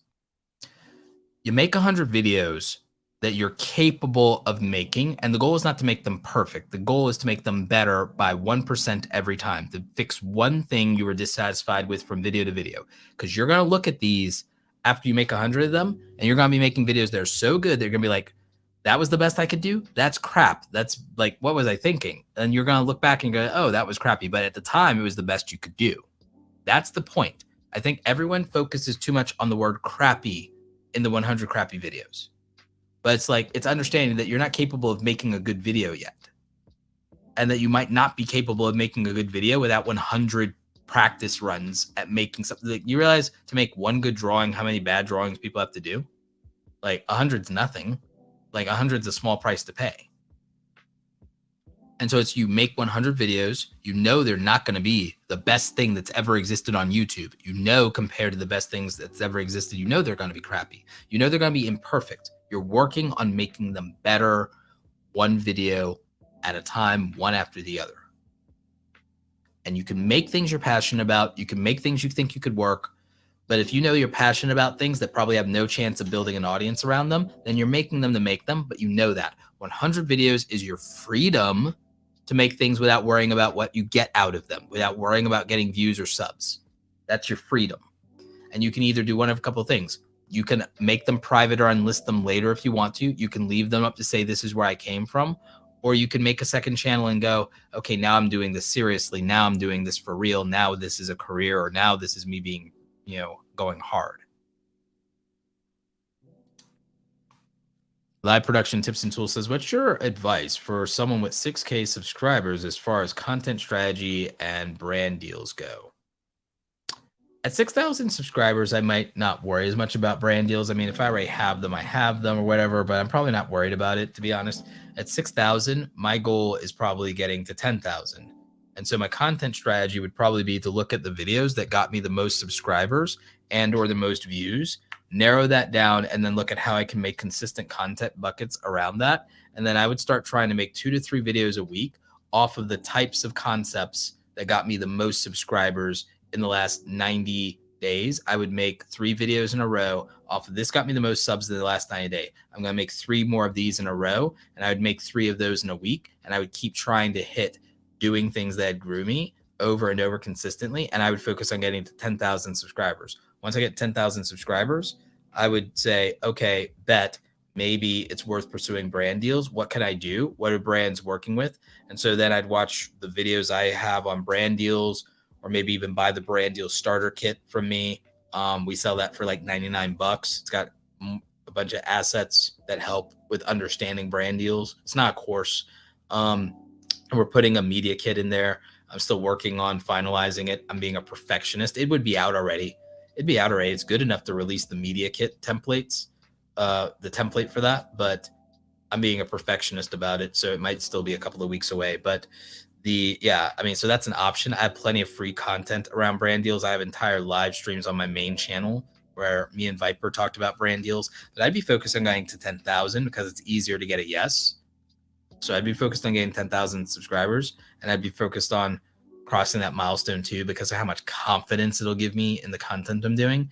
And I would focus on making more content that has proven to get me subscribers. If I was at 6,000, that's what I'd be working on. Great question. I like the question. Adrian asked, how's Zenbuster music going? Are you seeing the type of growth you were expecting? I've never done a music channel on my own. I've helped other people grow music channels. So as far as expectations, I didn't really have any. What I am happy with is the direction that it's going, the custom tracks that we have that are original tracks. We aren't repurposing other people's existing playlist from like Spotify and from SoundCloud, where I have ghost producers making everything every month, and then I'm really happy with the aesthetic choices. I hired an animator on Fiverr that's going to do some great stuff, and I think it can look as good as Lo-Fi Girl's channel. So the fact that whether or not we have the views and we have the growth, the fact that Zenbuster, when you go to youtube.com/Zenbuster, if you go there, you can't tell me that channel aesthetically and the quality of the music, you can't tell me that aesthetically it's not the same caliber as Lo-Fi Girl. And I mean that sincerely. And the animator that I'm working with is going to make animation loops that they're as good as Lo-Fi Girl for me. That's our goal. They're going to be our design, my original character. We have a black Lo-Fi Girl that was inspired by my little sisters. And I think it's important, that there's some representation in that space. I think that it's meaningful to people. And it also just looks cool, to be honest with you. And so we've got over 50, 60 custom pieces of music out. We've got that creators can stream and use without copyright strikes. We've got all these albums and mixtapes and things out there. I'm really happy with Zenbuster's direction and with the content. I think 80 videos uploaded a year. The channel's only been a year. We're almost up to 80 videos. The live stream until the server crashed, which I'm about to put the new animation in when I get it back from the animator. That went on it was almost a year. It was 9 days short of being a year of total 24/7 live streaming. That's probably why it crashed. And so I'm very happy with what we've done with Zenbuster. I think it's up to almost 1,500 subscribers right now. It's at like 1,500 subscribers. So I'm very proud of that. I think like 40,000 views. So we got to 1,000 subscribers without even having to get 100,000 views. That's cool. We had the biggest video has 13,000 plays on it. I'm hoping to get more attention for it on Spotify. So yeah, I'm very happy with how Zenbuster's going. But I wasn't looking for growth in that first 100 videos on Zenbuster. I was looking to develop what the channel is, the strategy, the style, the aesthetic. And I wanted, regardless of our sub count, I wanted to know that I made a channel in music that I think is just as strong, even if it doesn't have the support yet. I want to make something just as strong as Lo-Fi Girl. I want to make something just as good. And I think we've done that regardless of what the subs and the views say. I think we've done that. If you go and you look at the channel, you go to youtube.com/Zenbuster, or if you type in Zenbuster music in YouTube, if you go and you look at it, I think we've done a great job. I think that the ghost producers have made really good music for me. You're hearing it now. I think that my character designer has done a great job with our Lo-Fi Girl. I think that the animator that is working on the new loop has done a tremendous job. My previous animator did a great job on some of the stuff. Some of it I was happy with, some of it I wasn't. That's how Fiverr works. I think every person that I've commissioned has done an admirable job with helping build this channel and making it what it is. I think the reliable vendors that I've been paying hundreds of dollars to in Fiverr have come through for me. And what I've invested into this, even though I'm not seeing any money from it really right now, I'm like making $30 on Spotify, Spotify, Apple, Amazon, all that stuff streaming. I'm not making really any good money on royalties on this. And I put like thousands of dollars into ghost producers, animation, character design, all of it, server hosting for the 24/7 live stream. So I put real money into building a music label and building a music brand in 1 year. And I had no experience in building a music label and building a music brand. And I've only helped grow existing music channels. So I learned a lot. And the data is great. The data has been amazing to learn from. I'm very happy with this side project. It's also been very peaceful to work on it and to have a faceless channel. I've learned a lot about what that experience is like and how low pressure that is. I'm very happy with what we've got with that. So thank you. Thank you for asking about it. It feels really good to have that project, and I feel really proud of what we built, and I'm really happy with the direction.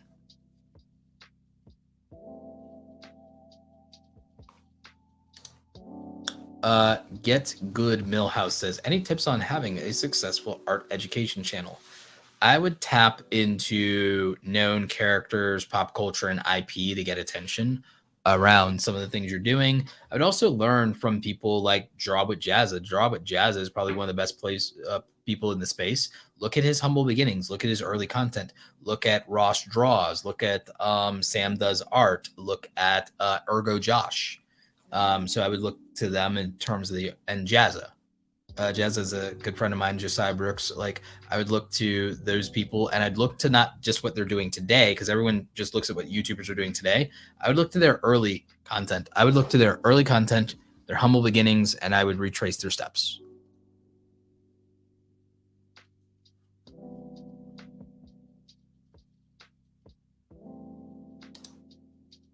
Jinx says, I know you're not married, but how did you handle people in your family not understanding your passion or YouTube in general? My husband doesn't get it. So this is a great question. A lot of people deal with it differently. I had the support of my family. They just wanted to know I was going to be okay. They just wanted to be okay. Wanted to know I was going to be okay.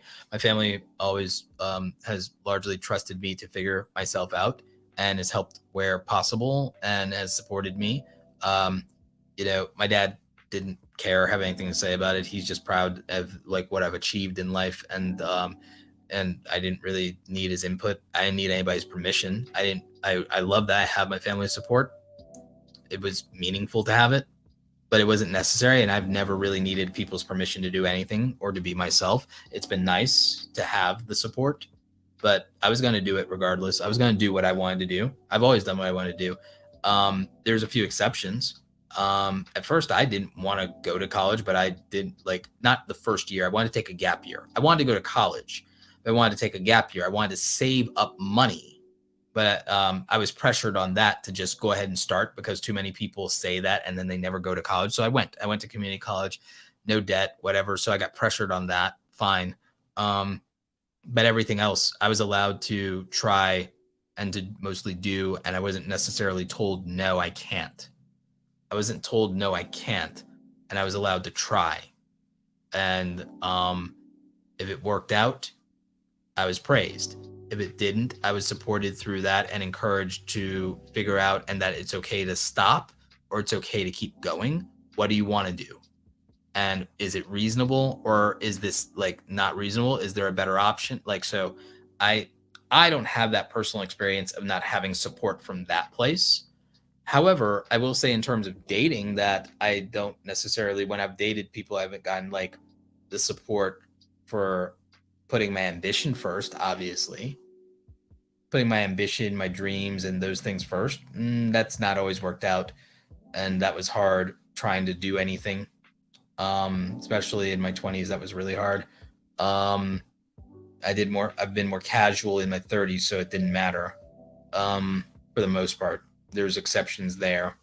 There's stories that aren't mine entirely to tell there too. So I don't really have as good advice for this when regards to a partner not being supported, but I will say this, as emotionally hard as that is, if you have support from your community, that goes a long way. It's not the same thing, but it certainly helps. So I'll say that. Another thing that might be helpful for you, Jinx, is I would say, I'd say this. It's really hard to support something that doesn't have results, but it's really easy when the results are undeniable. I would focus on becoming undeniable. I would focus on producing an undeniable result that they're forced to respect. Because I will say my extended family didn't support any of this, or didn't like, but they didn't have a say. So why does it matter? And they didn't understand. A lot of them still don't understand. You know what they understand? They understand that I'm a homeowner. They understand I don't have to work a 9-to-5 job. They understand that I make 6 figures. They understand that I have a level of freedom that even the older people in the family never achieved, even in retirement. They understand undeniable results, and they can scratch their head all they want, but they don't necessarily question it beyond a certain point. Not anymore. They didn't respect it at first. They certainly do now, because the results are what they respect. They don't respect the process. They don't understand the process. They don't understand what I'm doing. And frankly, I don't think they really invested or care too much sometimes, but I know this. They respect the result. They respect the outcome. And everyone does when it's undeniable. And so I would focus on what does undeniable look like? What is something that they will understand and will respect? And then it's not that hard to extract support from that. But again, I know it feels like we shouldn't have to do so much just to get that little that we want in terms of support. I understand. It's a good question, though. It's a good question. I just wish I had more help there, but it's possible I'm single for a reason.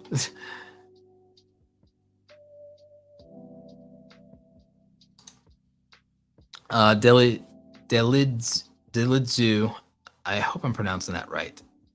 Dalidzu says, I wouldn't be on YouTube if it wasn't for that video. You're talking about the 100 crappy videos video? Yeah. It's been an interesting journey. I've also found an awesome creator community. I definitely got over my fear of the upload button. Thank you. I'm glad to hear that. I'm glad to hear that video, you know, a lot of people have told me that. A lot of people have told me they would not be on YouTube if it wasn't for that video that I made about Mr. Beast and Marquez and PewDiePie and about making 100 crappy videos. I might make a part 2 to that. I might need to. Get Lost Vlog says, still on my first 100 crappy videos, almost reached 300 subs, and my consistency sucks. Like, get more consistent and results will follow. I swear. Consistency breeds results. Elite Landscape says, Zenbuster giving me mowing music for this coming season, Roberto. Listen to hours of you last mowing season. Thank you so much. I appreciate that. Melly Cinco, you love the vibes. I appreciate it.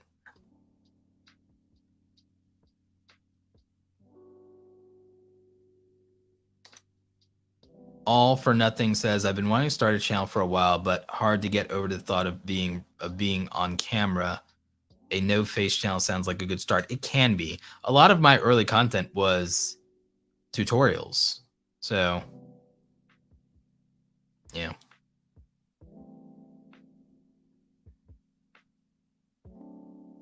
Yeah. It can hurt to not be supported in whatever you're doing by your partner. That's a real thing. Yes, it is. It's a real thing. You see it all the time. Yeah. If it was anyone else, you wouldn't care. Yeah, I understand.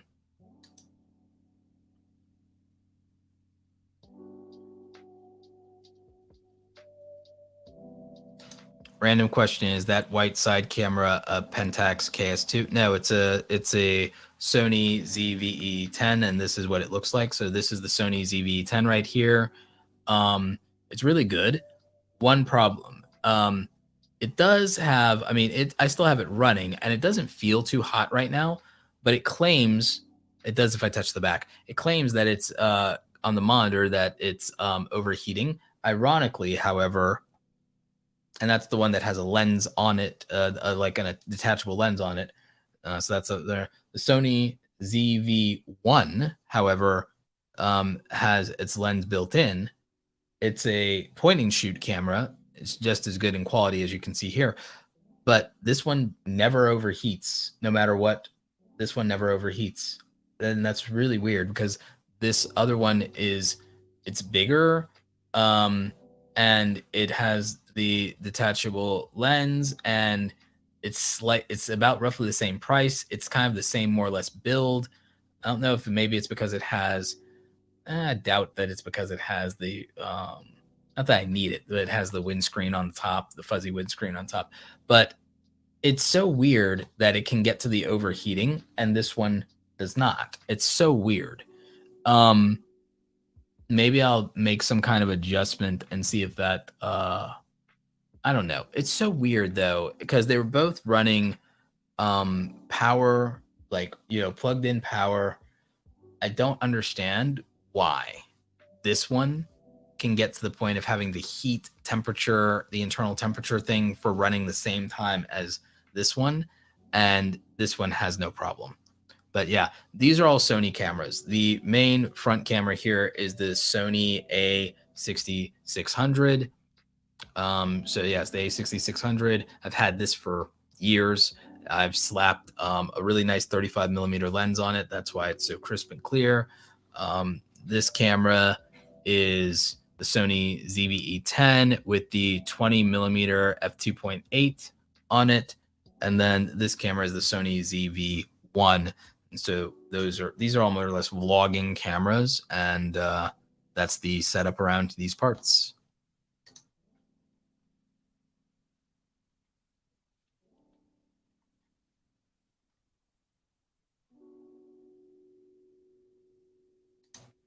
Melly Cinco says, I've ended relationships because I didn't feel supported. I would talk to him and just tell him that it's important that you supports you just as you support him at Jinx. Yeah, so like Jinx, you're getting some support here in the chat. I know it's not where you hoped it would come from, but yeah, it's not wrong to ask for what you need.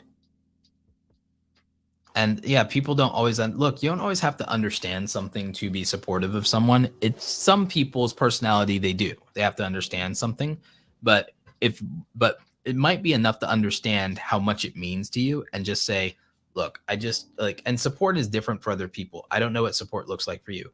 For me, support is, hey, encourage me, maybe like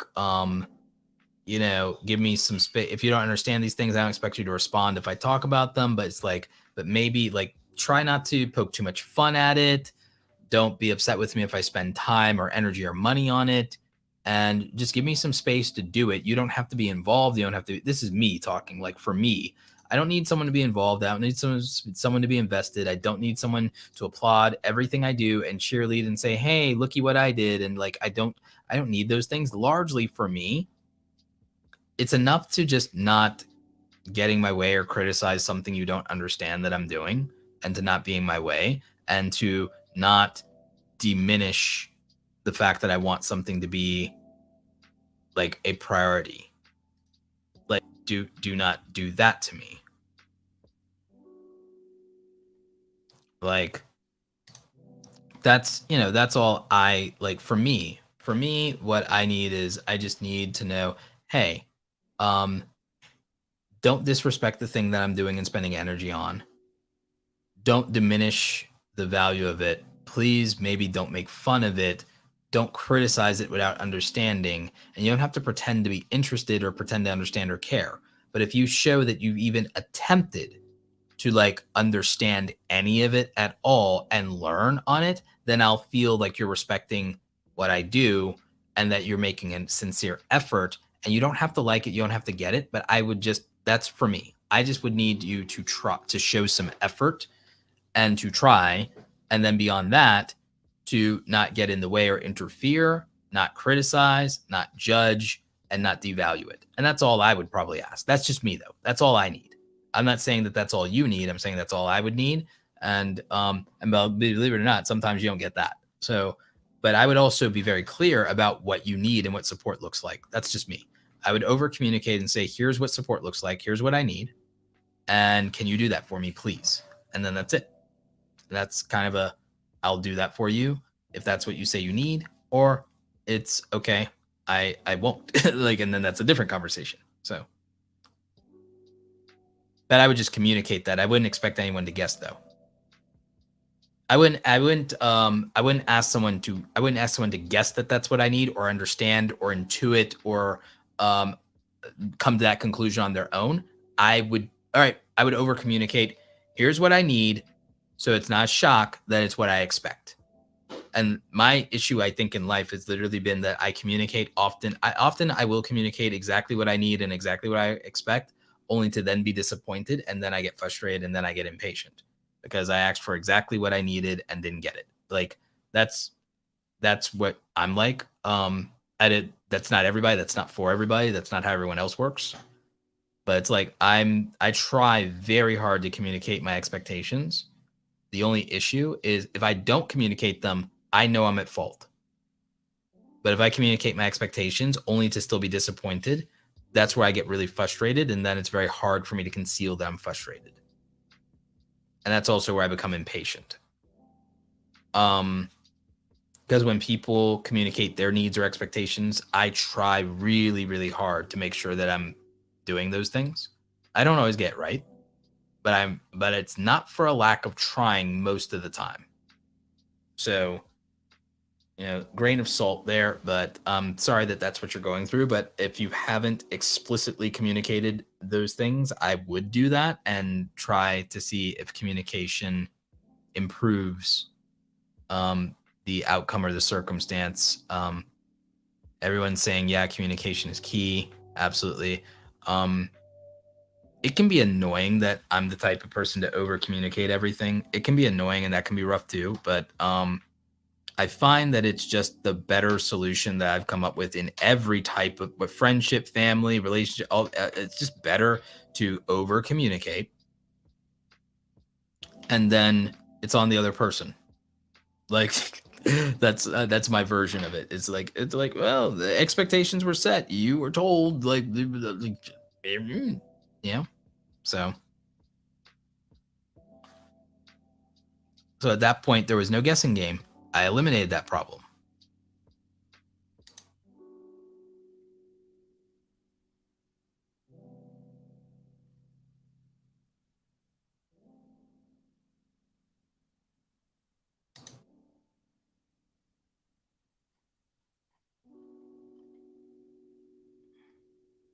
Yep.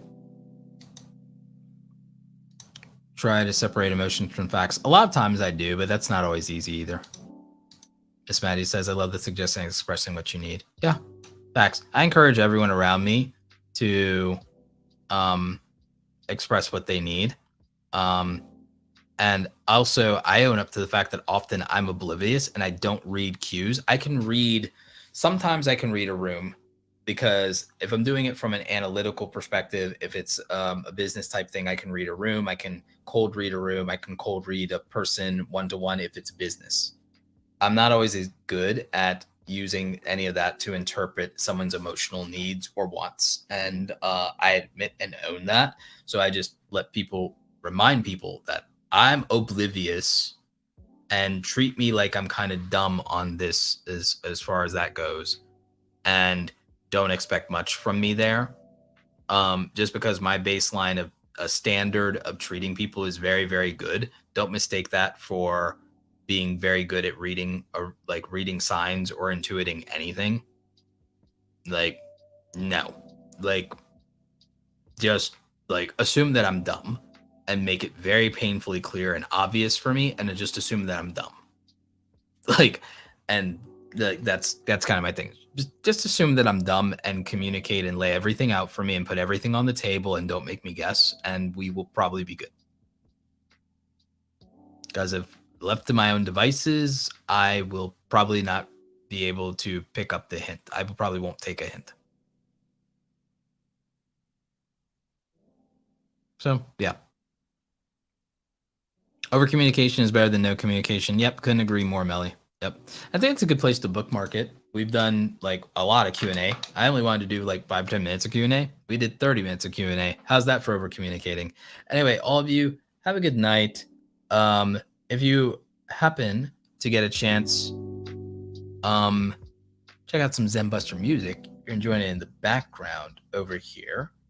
This particular song, it's called Over the Moon. And you can go to youtube.com/Zenbuster. Check this out. We've got an hour-long loop. We've got the single. We've got this in some of the mixes. We got some other dope music. And if it's February, we're going to be doing an upload every single day in February. We've actually done almost 30 days of upload straight. We're going for 60. Maybe we'll do 100 days of upload straights. Won't that be a great case study? So yeah, we're doing uploads every day in February. So make sure to check out youtube.com/Zenbuster. And that is my music label. We got original music. Doesn't come from anywhere else. We have ghost producers working hard, burning the midnight oil, giving you some sweet music. So we've got that. All right, y'all. Stay awesome. I'll catch you on the next one.